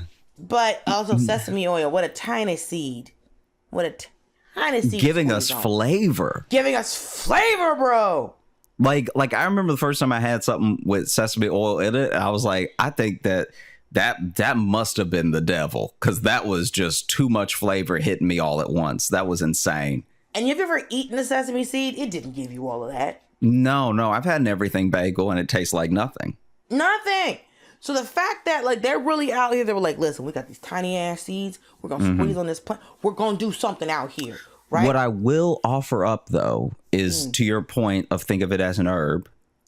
There are herbs that can be candied that we have. Mints. A mint is an herb, right? Isn't a mint an herb? You're boiling. There's vanilla candy. We know there's vanilla candy. I know there's vanilla candy. I'm asking you to offer up what vanilla candies stack up to all the chocolate candies that are out there. I'm not saying why aren't there any. I'm saying what do you think is a good vanilla candy? Honestly, my favorite candy is Reese's Pieces. Oh, yeah. Oh, why would you tell me? Why would you offer it up on camera? It used to be Butterfingers. It was Snickers, Butterfingers. Oh. And then you're killing me right now. And then I just got to the source where it was just like, I just want peanut butter. That's all I want. So now my favorite candy is Reese's Pieces. I will throw it out there one more time because I feel like I didn't quite get my question answered from before. Well, what? We both agree that we had chocolate in all of its forms here. And it wasn't until we either traveled abroad or had the chocolate from abroad that we were like, wow, this is it. Right? Yeah. I'm asking why you think that the vanilla that we have isn't better in other places. I'll offer it up, extend the olive branch. I've never had Madagascar vanilla, but I also haven't had any vanilla that was better than the vanilla I grew up with. And that's where the refinement is bumping me, because you talk about refined sophistication, can't be everywhere, can't be doing everything. But then when it's doing any other thing, it tastes just like it did when it was doing the other stuff. Wow. So did you ever have the vanilla Tootsie Roll? I did. When Tootsie Roll came out with flavors, now I can say Tootsie Roll don't do chocolate that great. So I was not impressed, but I can tell you it was the strawberry one that they did. The strawberry, the orange is pretty good. Banging. I think Tootsie Roll has really just missed the mark. Like, fuck it. Just roll it. It should have been flavors the whole time. Should have been flavors the whole time. I would agree with that. I have no problem offering up that not every chocolate company is doing chocolate to the degree that it deserves. Right. You know? But I just don't know what vanilla is doing. I feel like vanilla is the flavor of the 1700s. You know, it's just it's time has passed. I don't think its time has passed. I think it's still giving us, because there's we've got vanilla fudge, we got other vanilla candies, little cream savers. That's vanilla. Vanilla fudge. I was surprised about it. Also, I realized vanilla is fudge is too much for me sometimes. Mm-hmm. So I can always get down with fudge. Now, is every fudge chocolate? No. You can have the toffee fudge. Remember when toffee fudge. Yeah. You have different flavors of fudge. I thought fudge had to be chocolate. Until I went to college with a lot of white women, and they were like, "Oh no, girl, you can make fudge anything."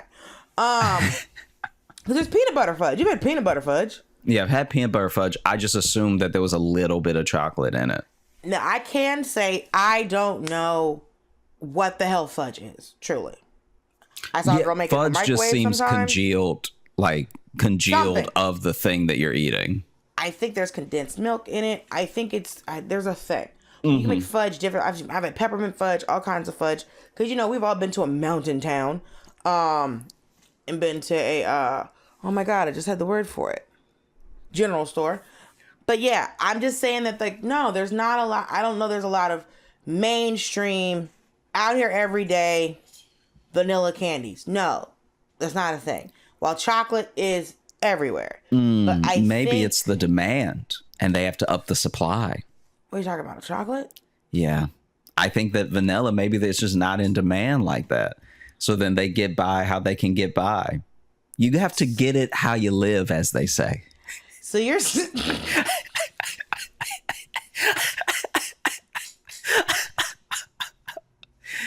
in the streets. And if anybody's in the streets, it's chocolate. Vanilla is a flavor. Chocolate is a thing. If that makes sense. Nope. I will not let you do this.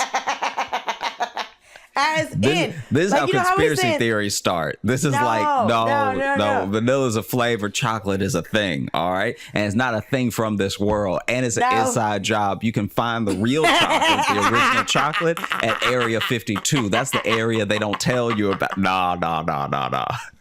What I'm saying, for the same way that, in the same way that mint can't be a bar. Mm-hmm. Mint doesn't do what chocolate does. But you're not out here attacking mint. Because other people have not had the audacity to compare mint and chocolate. They'll put the mint flavors. in chocolate. See, that's what I'm saying. I'm comparing flavors. Mm-hmm. You are trying to compare carriers of the flavors. Bars, cakes, ice cream. So I'm talking about the flavor. I'm with you. I'm just saying I'm proving that there's a better flavor by where it goes and what it can do and how many people want it in all its forms. So you're saying that because it has a bigger distribution because of the nature of the plant, because of what it can become. I'll make a full plain flavor argument right now. Okay.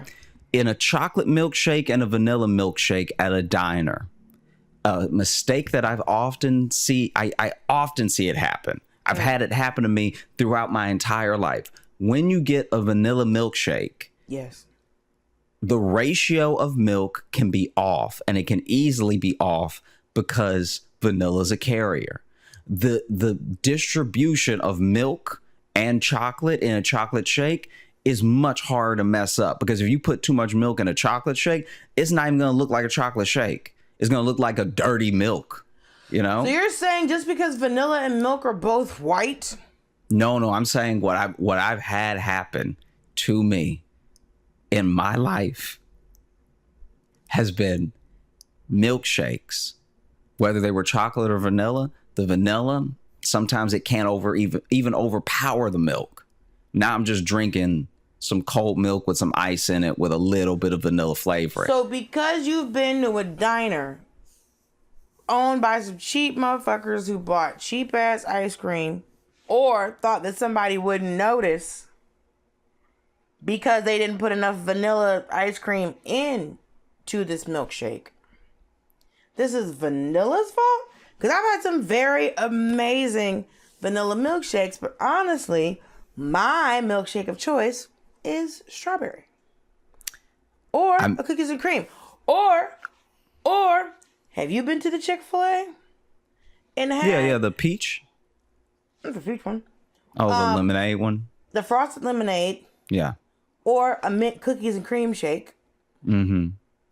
I mean, the fact that you're not saying vanilla is a bit telling. I've said vanilla, and I also said other things that I like. Mm-hmm. Because, one, I'm not always a milkshake person, okay? Okay. But you know what I love? I love a Blizzard from Dairy Queen.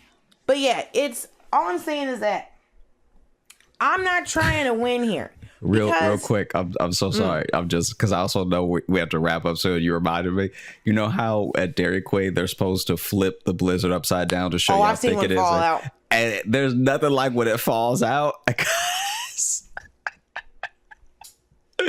the cashier and the driver just looking at it on the ground, and then they got to go do another one. But it's like when the confidence that they flip it. And it almost never falls out. So then when it's a little too thin and they go... Well, that's why. You ever seen on the British Baking Show? They're like, oh, your meringue is good if you can turn it over above your head and it doesn't fall out. And I'm like, why are we testing this that way? It doesn't have to be the head. Yeah, it doesn't have to be your head. It could go over your workbench. I would test it over a trash can. Like, why is it? Because you'll see them just like looking up at it like, I hope it doesn't fall out. What the fuck is wrong with you? You're international television. You must trust you a lot, or you trust these peaks to really be popping like this.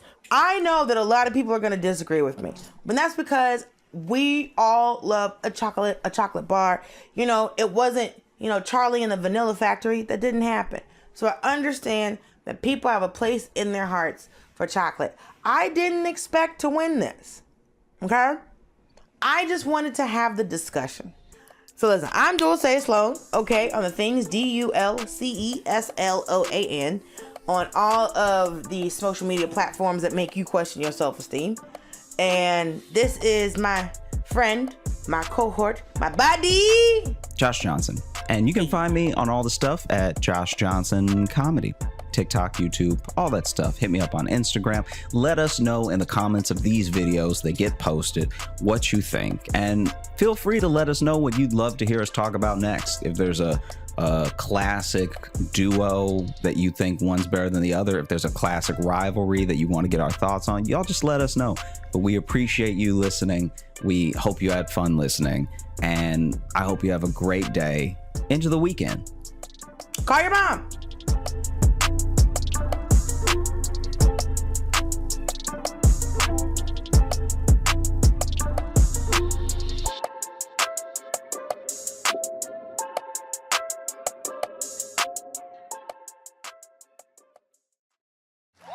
Please make it loud for Josh Johnson!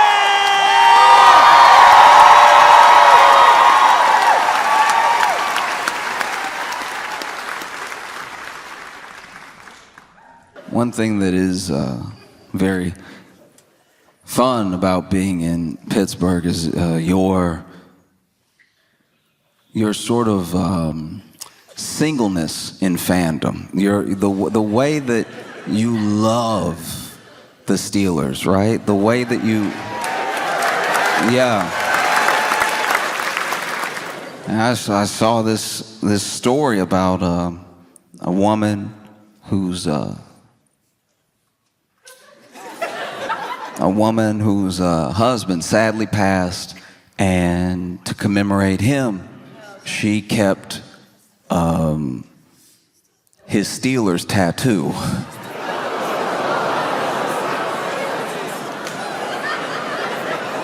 I'm glad we're on the same page.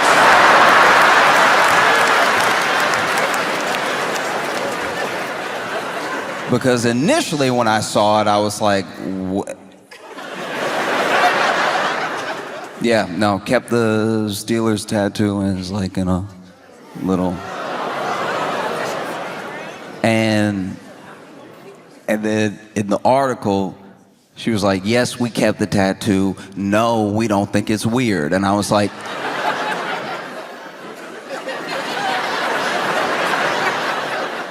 I figured you didn't think it was weird.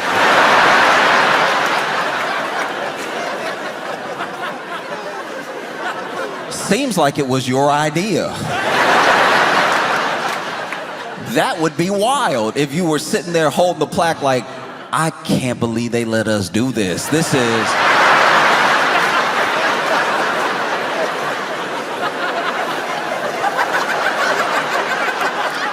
little odd, right?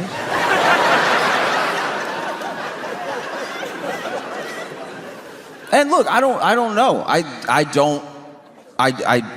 Wow. Like when I saw it, I was like, because also, look, I'm not gonna linger on it too long, but it was a big tattoo, so I don't even know what that is. That back? Is that arm? Is that, you know what I mean?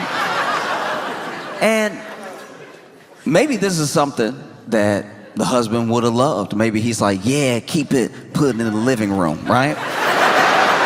I don't know. I also don't know how hauntings work, but I imagine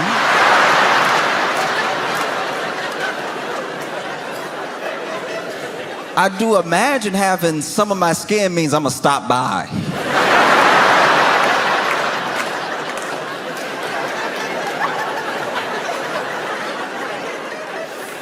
If anybody ever kept some of my neck, I think I'd be like, we have to have a discussion. Poltergeist or not, I'm coming over, we're talking about it. You know, you already have to be careful in people's houses because you never know who got the urn on the mantle or something like that. I don't know why they don't sell urns with like a lock on it. Every urn I've ever come across just been ready to be opened like a cup of sugar. We gotta start making urns harder to spill. You know what I mean?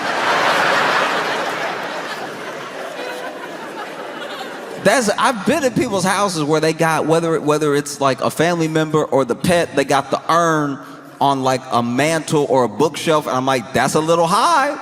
If it falls, they will be everywhere. And it does sort of, I don't know.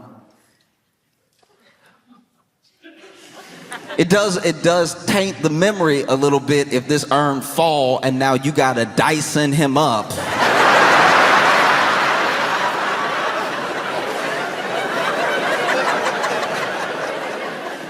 And then put him back in a new urn with whatever was on the carpet.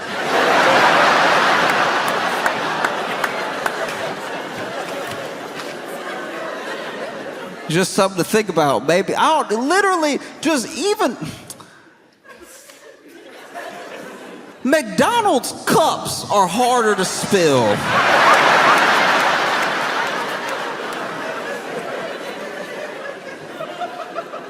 Just something with a twist lock, something. Because let's be honest, unless you spread in the ashes, you never need the ashes. You know?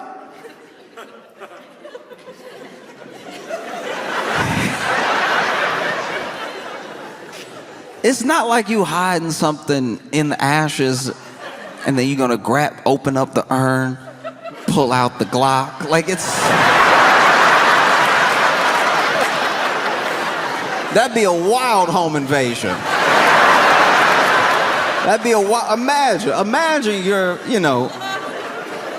let's say somebody, goodness forbid, but let's say somebody broke in your house or something like that, and then they've got you and the family held hostage, and maybe you did something to them. Maybe you're a healthcare CEO, right? And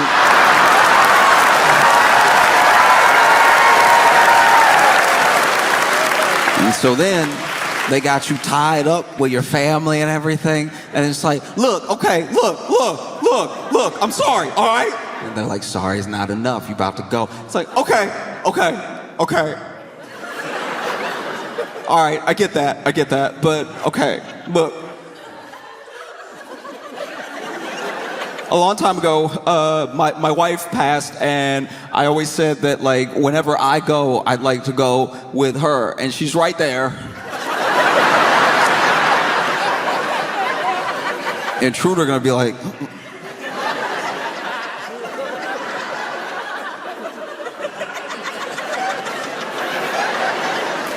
over there? Yeah, she's on the fourth shelf. Fourth shelf next to Great Expectations.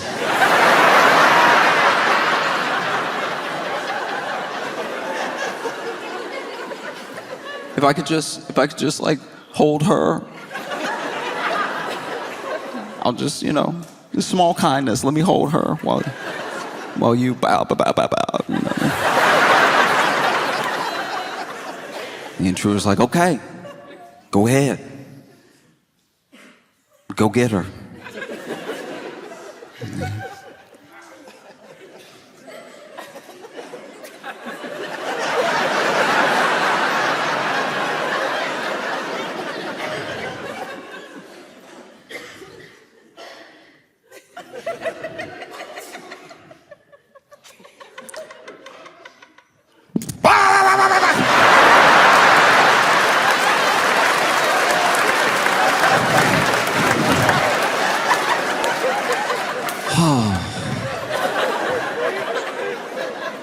Thanks, honey.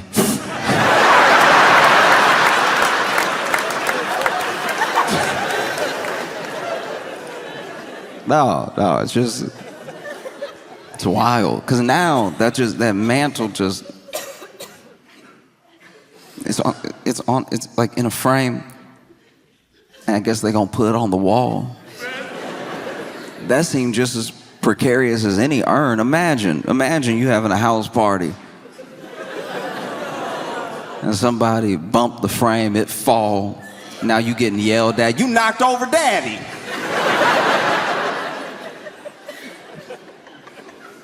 Everybody does things differently, and some people very differently.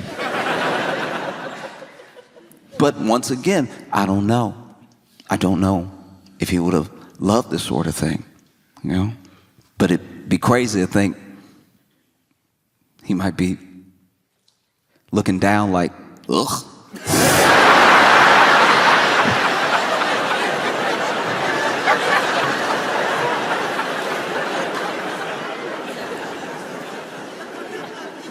But in case he loves this sort of thing, and in case he can hear us on 3, I'd love all of you to join me in a Go Steelers. 1, 2, 3. Yeah.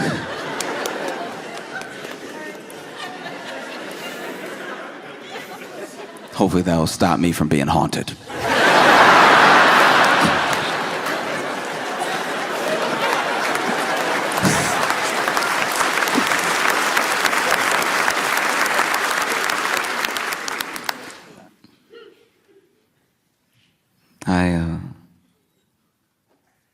In my life, I've had a lot of roommates, and it's funny because, like, I don't know. I've talked about this before, but like roommates is like extra family because you're poor.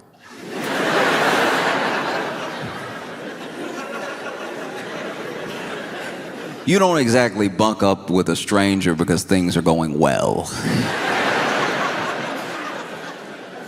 Every roommate I've ever had has been out of necessity.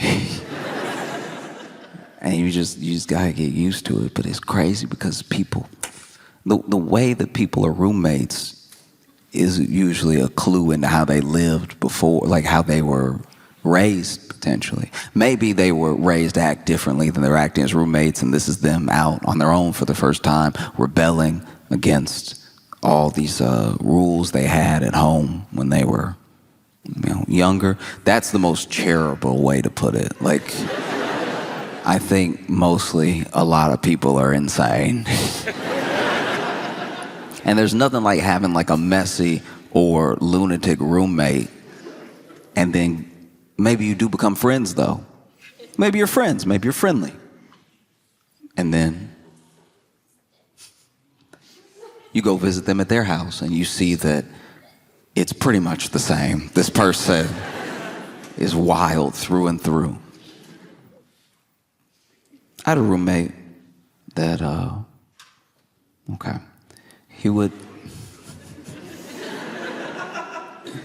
there would be some nights where he would sleep in the bathtub. He had a bed, he had a mattress, he had pillows. But he said he would sleep in the bathtub because it felt more normal to him when he would wake up from a night terror. And I was like, I don't know how you find that out.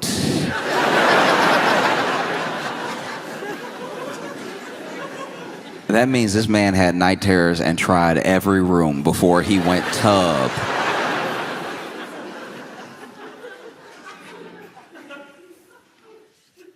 And that was a tough roommate to have because, I would go to bed at a regular time, even a little late because, we're young and everything. We're in college, and then I would just know I can't go to the bathroom for the rest of the night.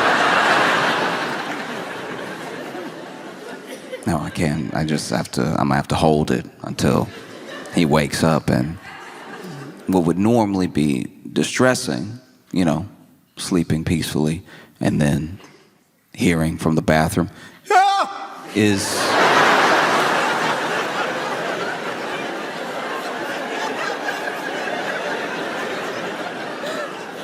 only made a relief, because then I know, okay, he's up, I can go.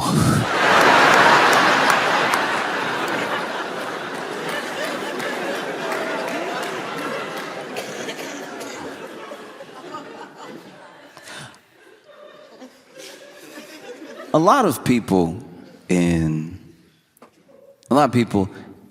America worry about terrorism.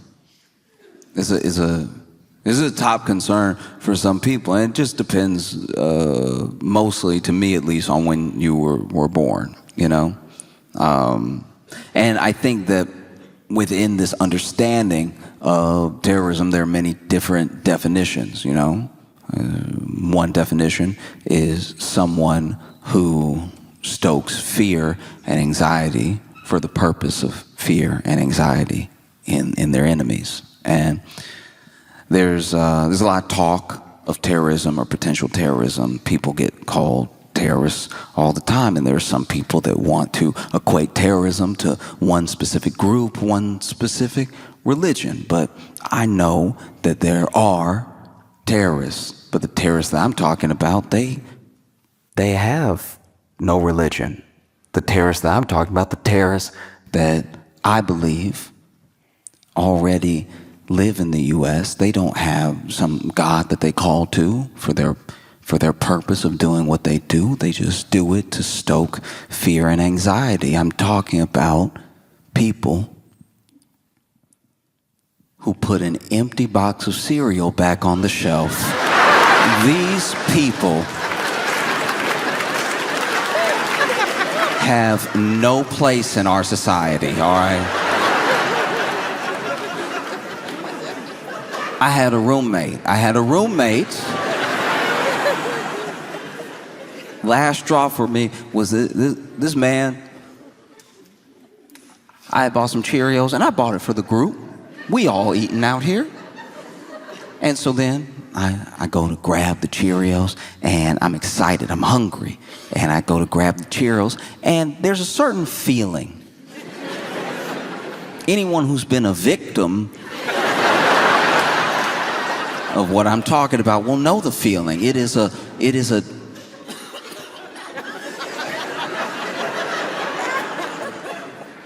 weightlessness of despair.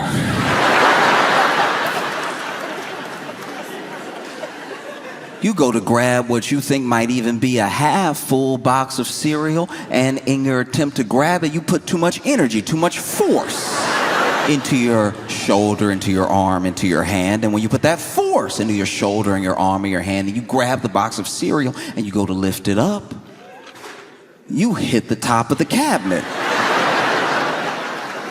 Because there's nothing in there. And not only is there nothing in there, what's been left is crumbs. And the sound of crumbs is the jingle bells of poverty, all right?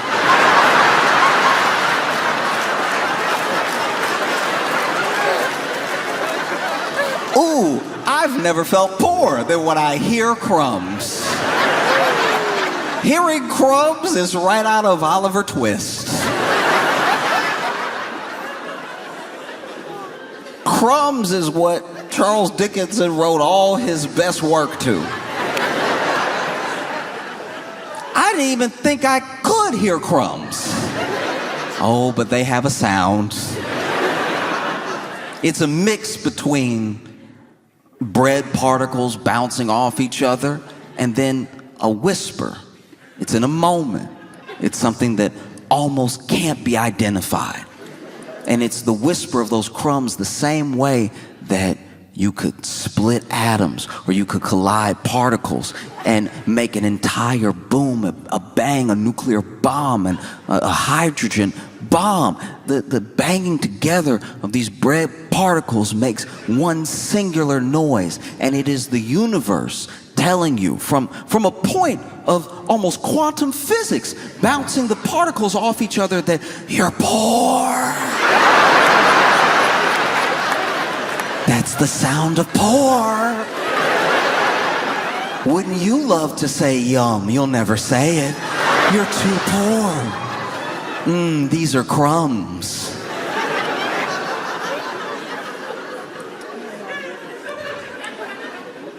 If you've ever in your life, out of necessity, not out of deliciousness, had to pour crumbs into your mouth,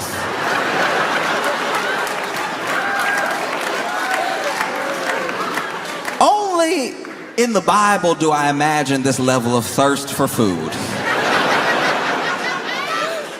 You might as well be in the desert. Even if you are in your Pittsburgh apartment, you might as well be in the desert if you are opening your mouth, letting it hang, while an entire bag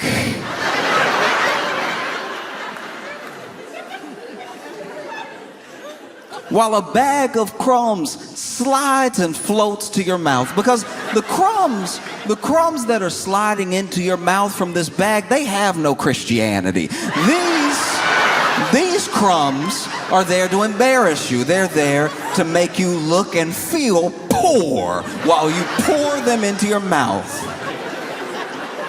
Maybe that's where we get the word poor from, and maybe that's where we get the other word poor from, because you have to pour these into your mouth while you feel like the poorest person that has ever lived. And the bag is stiff because it's that hard semi-soft plastic that they only make cereal bags out of. And because of that, it's got a lot of ridges. It's got a lot of things that the crumbs can slide and get caught up on, you know?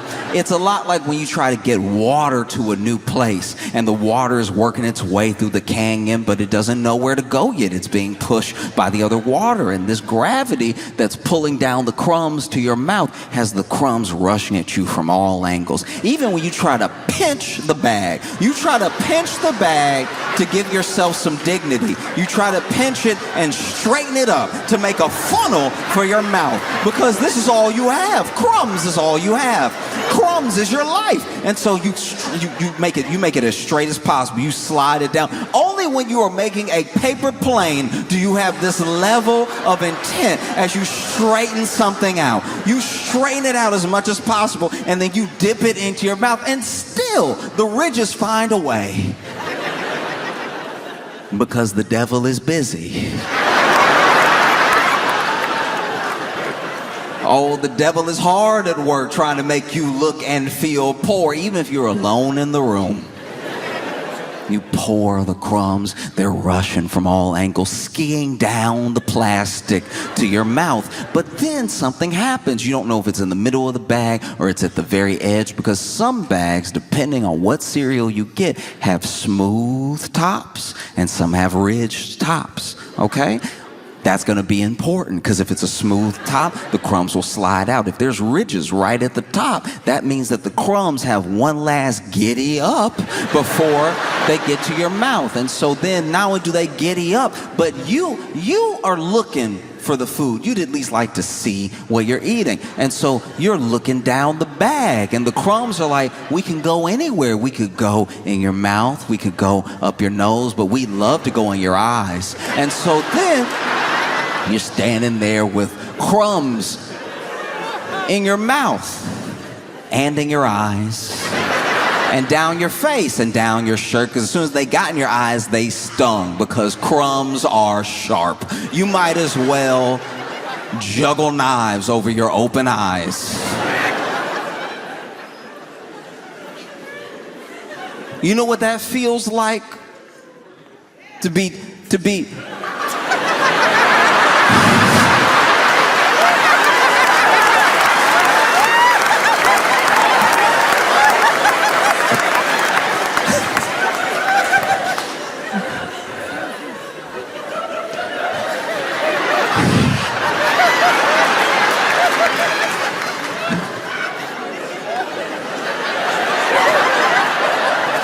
You know what that feels like, to have to dig Cinnamon Toast Crunch out your eyes? Every cereal sharp. Every cereal is sharp. And so I remember I was a victim of terrorism.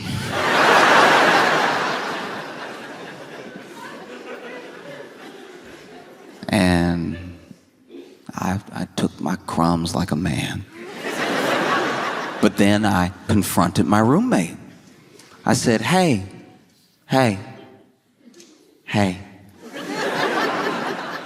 I know what you did. You know what you did.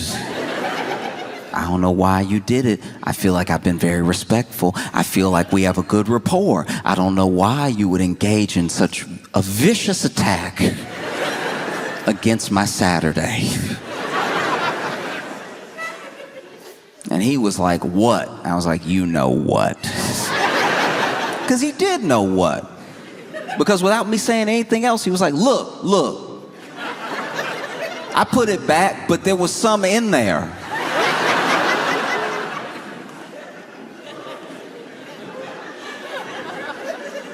And I said, some crumbs?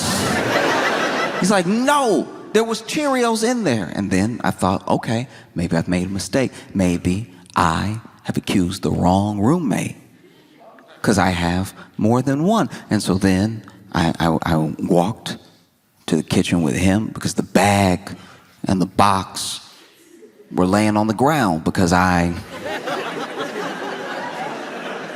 obviously had to run to the bathroom and wash my eyes out of the very sharp cereal. And at this time, this is the, first of all, I need to go back. This is the second time this had happened. All right. And so first time was Cinnamon Toast Crunch. And then the next time it was Cheerios. That's my mistake. And so then he was like, there was some in there. And then we walk over and the bag and the box are strewn on the floor like a crime scene. Because I had to drop them immediately. I also got Cheerio in my eye.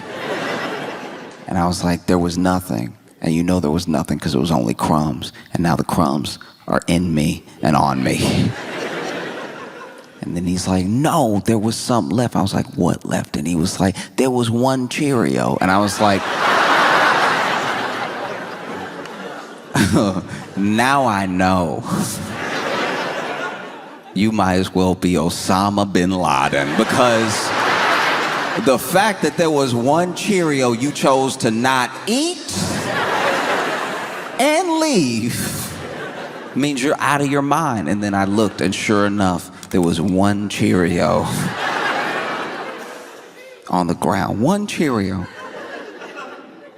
A single Cheerio. Like a British person saying goodbye.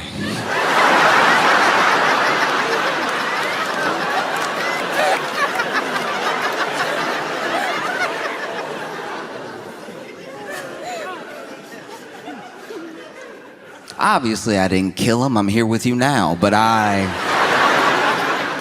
thought about it. I struggled a lot, you know, growing up, even into like early adulthood, with opinion of myself, with like body image and everything. It's very difficult sometimes for any young person to believe, if they don't already believe, that they are lovable or that they are good in just the way that they are. Basically, that they are enough. You're still working on yourself. There's still things you want to do with your life. You got your whole life ahead of you, but there's nothing extra you have to do to be worth anything, you know? And it's a hard thing to convince someone of who doesn't believe it. I wish more people believed it. If you saw yourself the way that the people that love you see you, what a beautiful world that would be, you know?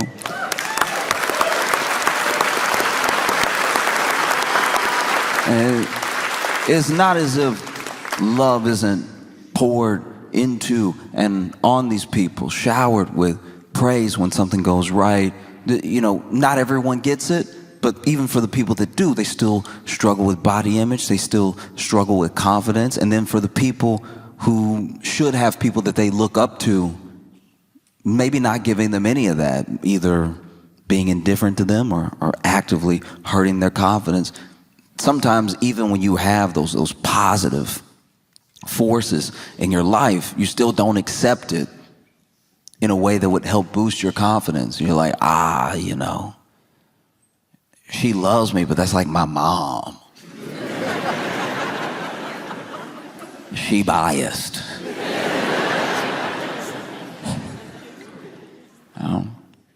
And I know for me, I spent a ton of time trying to work on myself in different ways. Some things that I actually needed, some things that built me up, and some things that were maybe a little bit unnecessary, you know? I really struggled to look at myself in any positive way until I got really fit. Like in my head, really, really fit. I should look like, I saw other guys and I thought I should look like that. I should look like a version of that, at least, you know?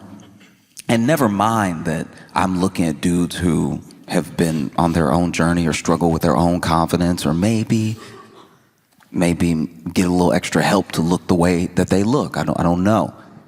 And I was never trying to be like insanely huge. I joke about being like ripped and real big, but honestly, I don't have the frame for it. Truly, I'm not tall enough to be wide. Yeah, I mean, no matter how big my shoulders got, I'd start to just be in the way. Like, it looks good in the picture when you're flexing and you've got all the muscles and they're all defined and everything, but then practically in life, it does start to be a problem when you're trying to walk through a door. You don't want to be on a date and see a door and go, uh-oh.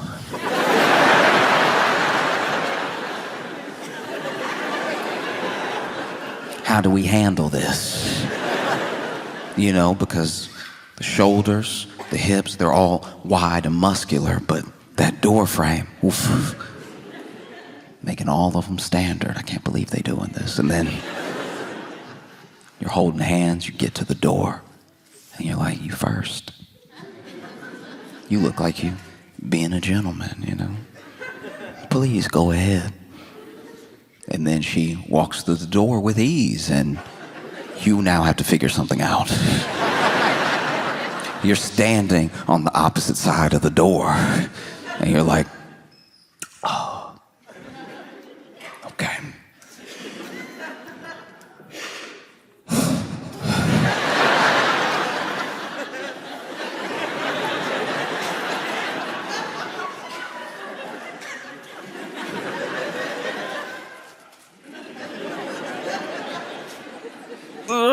As soon as you strained,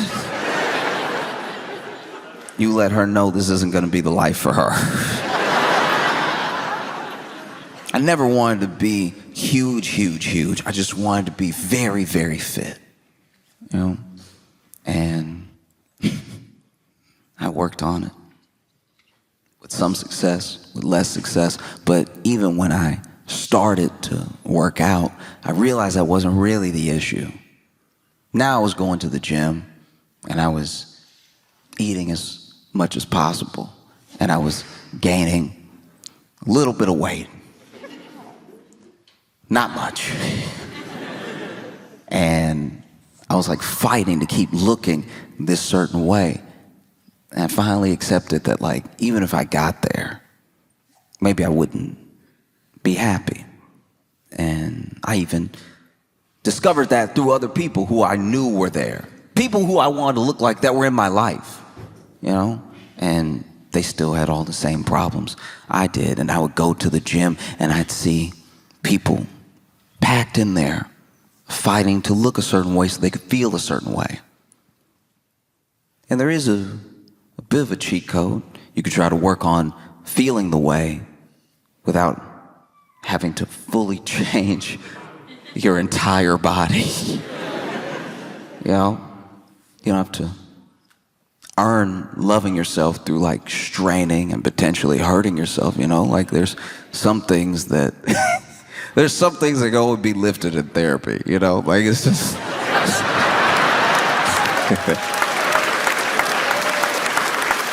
and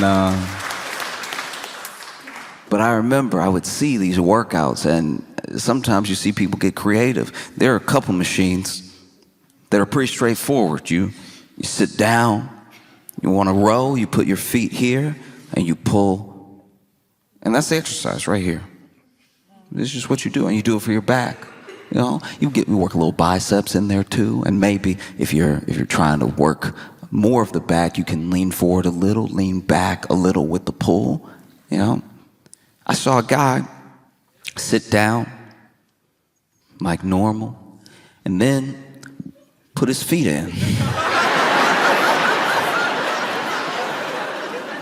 And I'm not gonna lie, I stopped. I was like, this is about to be awesome.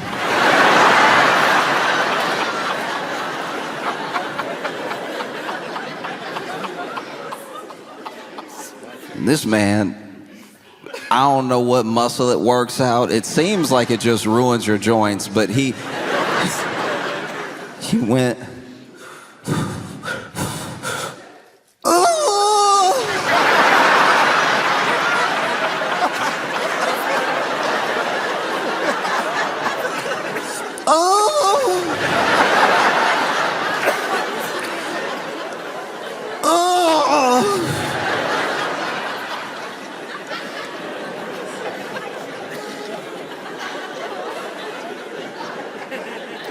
make sure it's clear.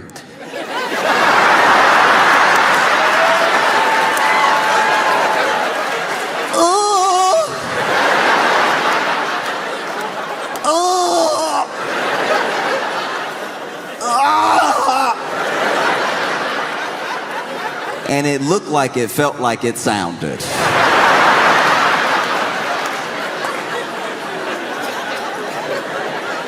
This man did 8 sets of 10.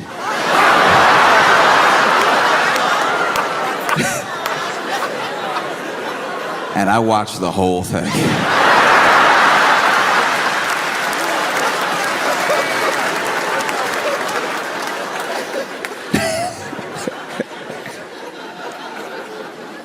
Oh, there was even a time where I went to the gym and, you know, I was working out my legs differently. You know, I was doing some lunges, I was doing some like split squats and everything. Not much weight, but just trying to make sure that I worked out my legs, because there are some people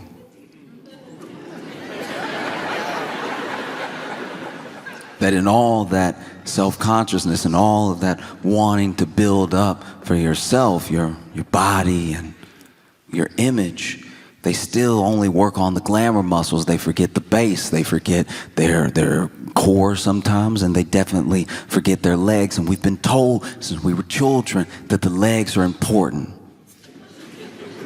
We've been told in many different ways. We've been told by PE teachers. We've been told by coaches. We've been told by parents. We've been told by cartoons. There's an entire cartoon dedicated to people who skip leg day.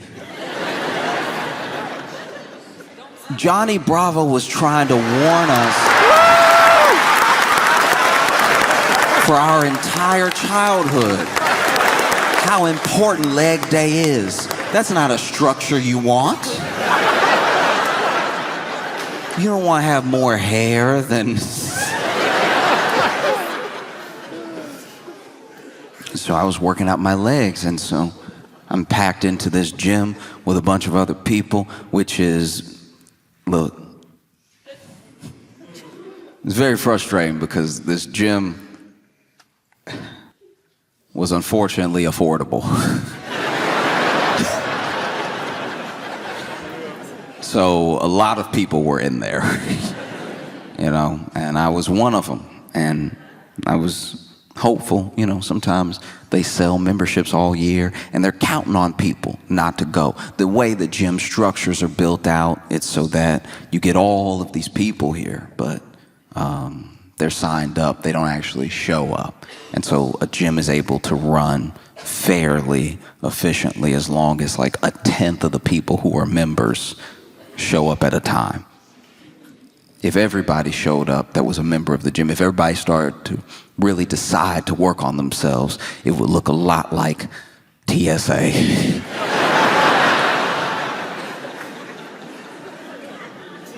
Be very little movement. The only way to work out would be passing the weights, just you can have some. And while I was in the gym, packed in there with everybody else, there was a fire alarm that went off and some smoke that we saw. And, you know, I didn't see any fire, but 2 out of 3 signs isn't bad. And so there were only 2 exits, which in retrospect was a horrible thing. Like, there was, you could only get out through the elevator, which you're not going to take during a fire, or the stairs. And so people started clamoring for the stairs. And this is where the real fitness test began. Because there were some people that were out in a flash, but then there were other people who had been working out. So they used all their fire running strength on the treadmill. So now they see that the fire alarm is going off and there's smoke, and they hop off the treadmill and they're like, oh no.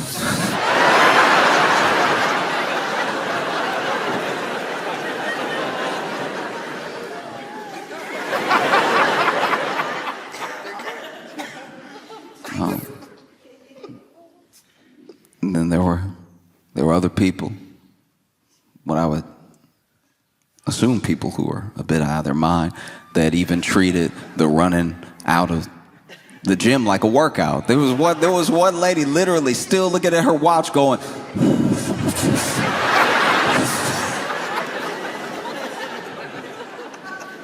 and then there was me, who had been doing leg day. I tried to make my way out as fast as I could, but honestly, if I could brag on myself for a second, I had gone pretty hard. You know, I had a PR and everything, and a PR is what you don't want to have when it's time to run. Because I put the weight down, I saw everybody running out, and I made my way for the exit, and I could not stop jiggling. Like every...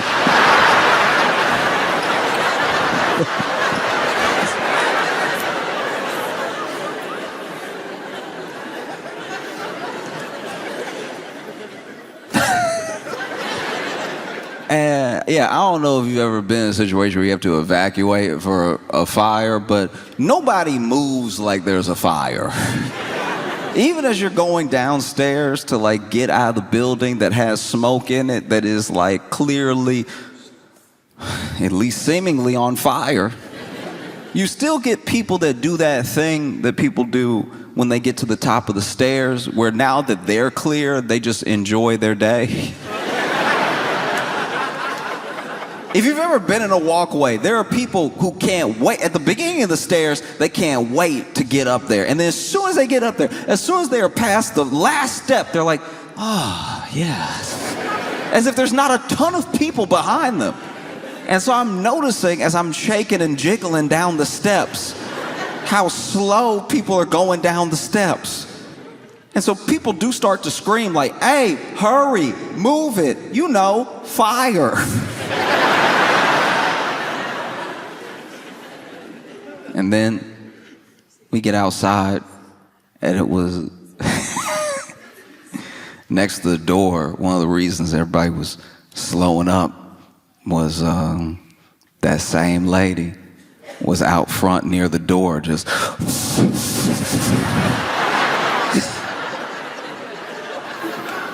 like next to the door, just run, like you still got the rest of the world to run. What are you waiting for? If you're waiting for your gym buddy, you left him. You left him to die.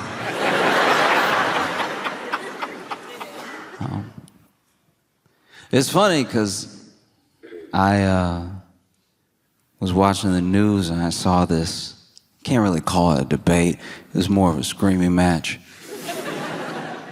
But it was on CNN. And on CNN, okay. Found the one person that works at CNN, and that's... Man, I've never heard anybody clap for CNN like that. Yeah.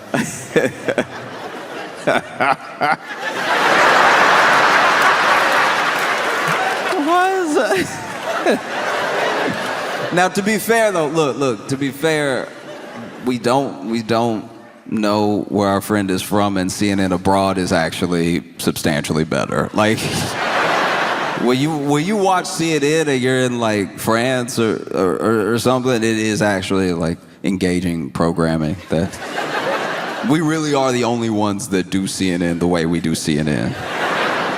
I like, as an example, when you travel the world, McDonald's is still fast food. We're the only ones that made it poison. You know, every other country, they just say what happened on the news. They just tell you. They're like, oh yeah, no, then these people came, and then the other people came, and then the first people left, and then the second group of people left. It's really mostly in the US where you watch news and it's like chaos in the streets.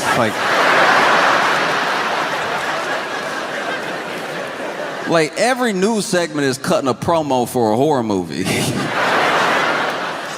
I was watching CNN and I saw where Jillian Michaels was on there in a debate she seemed to have started, and they were talking about changes to the Smithsonian and how art and culture shifts between who has the power to dictate how the exhibits are written, who the exhibits are of, and everything. And Jillian Michaels was like, it's so unfair that slavery in this country only gets blamed on one race.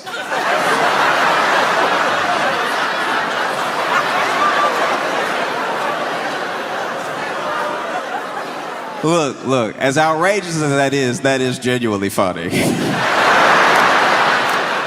Like, look, I'm not gonna tell anybody how to feel, but if you heard the words I said,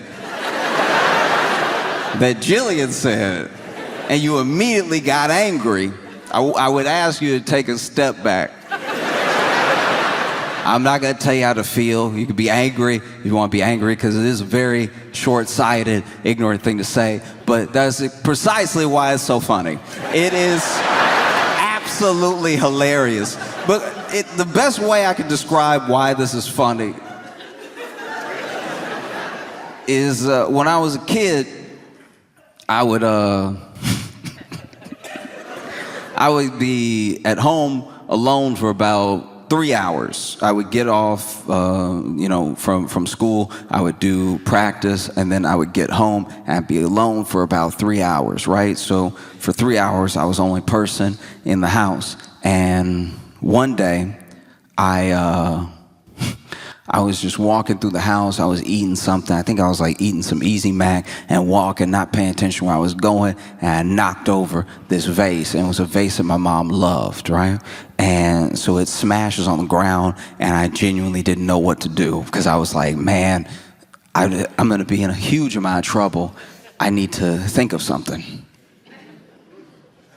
And in my head, I was like, what should I do? Should I call my mom now and be like, hey, when you get home, you will want to beat me. But I feel like if I tell you now and you're going to be like on shift for another half hour, and then just the concern, because I never call you, I'm hoping the concern that you have that I am calling you you'll be so relieved that I'm alive, that I'm not dead, you'll want to kill me less. You know, because having that coworker be like, it's your son, you know what I mean? And then have you be like, oh, what, my baby? And then I tell you what I'm about to tell you, and then you're like, oh, I'm just so glad you're still with us that I would hate to make it so you were not, right? That was one thought. Then the other thought was, look, I've given this whole having a family thing a good run. Maybe I dip right now. Maybe I leave home right now.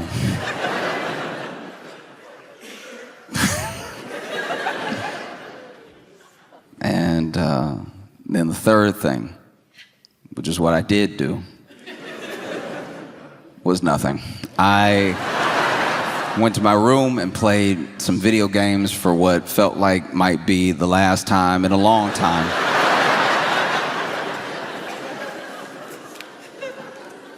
And then my mom got home. I remember all the noises of her getting home. I remember the like screen door, and then the lock, and then the lock turning, and then the deadbolt turning, and then her walking in, the screen door shutting behind her, her shutting the door, her locking the door, and the deadbolt. Again, every footstep from the front door to the kitchen, because she missed it at first. And then every footstep after the kitchen back into the living room, where I heard my name. And not my name the way you know it, my full legal name. You know what they put on your death certificate or before a parent kills you? My full legal name. And then I walk in, and my mom is like, what happened? What is this? And then I said, oh, you just gonna blame it on me?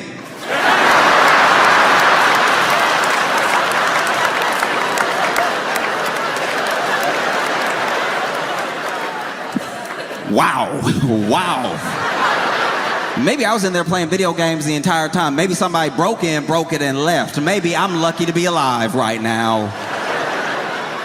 You're just gonna immediately blame me because I was the only one here. You're just gonna blame me because it looks like it was me. and that's kind of what Jillian Michaels was doing with the whole, like...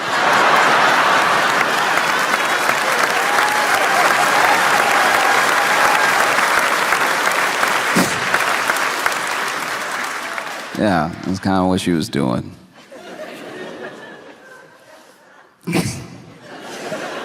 Can't believe you would just blame it on one race of people.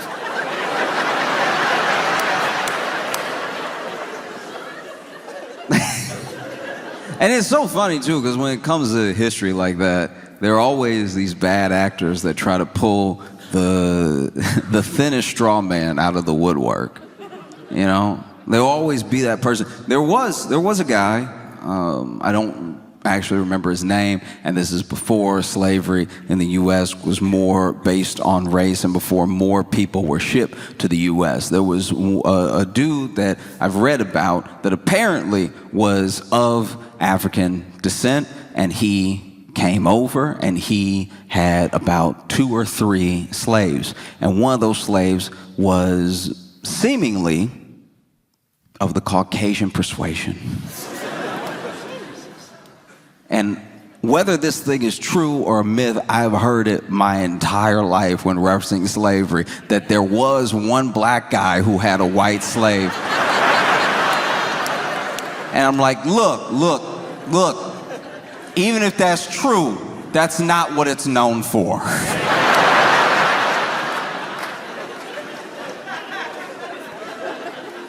Do you know what I mean?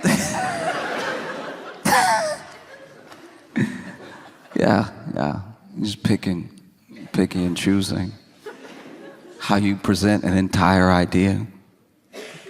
And it makes sense to me that someone like Jillian Michaels would say something like this. She is from a reality TV show. She's known for the show The Biggest Loser. Yeah, that's who she is, that coach from The Biggest Loser. You know, the nice one. The Biggest Loser was a show, I don't think it's still on the air anymore, so if you're not familiar with the show, it was a show where they would bring on people who were overweight, struggling with image and everything, and they would help them lose weight by making them do slavery.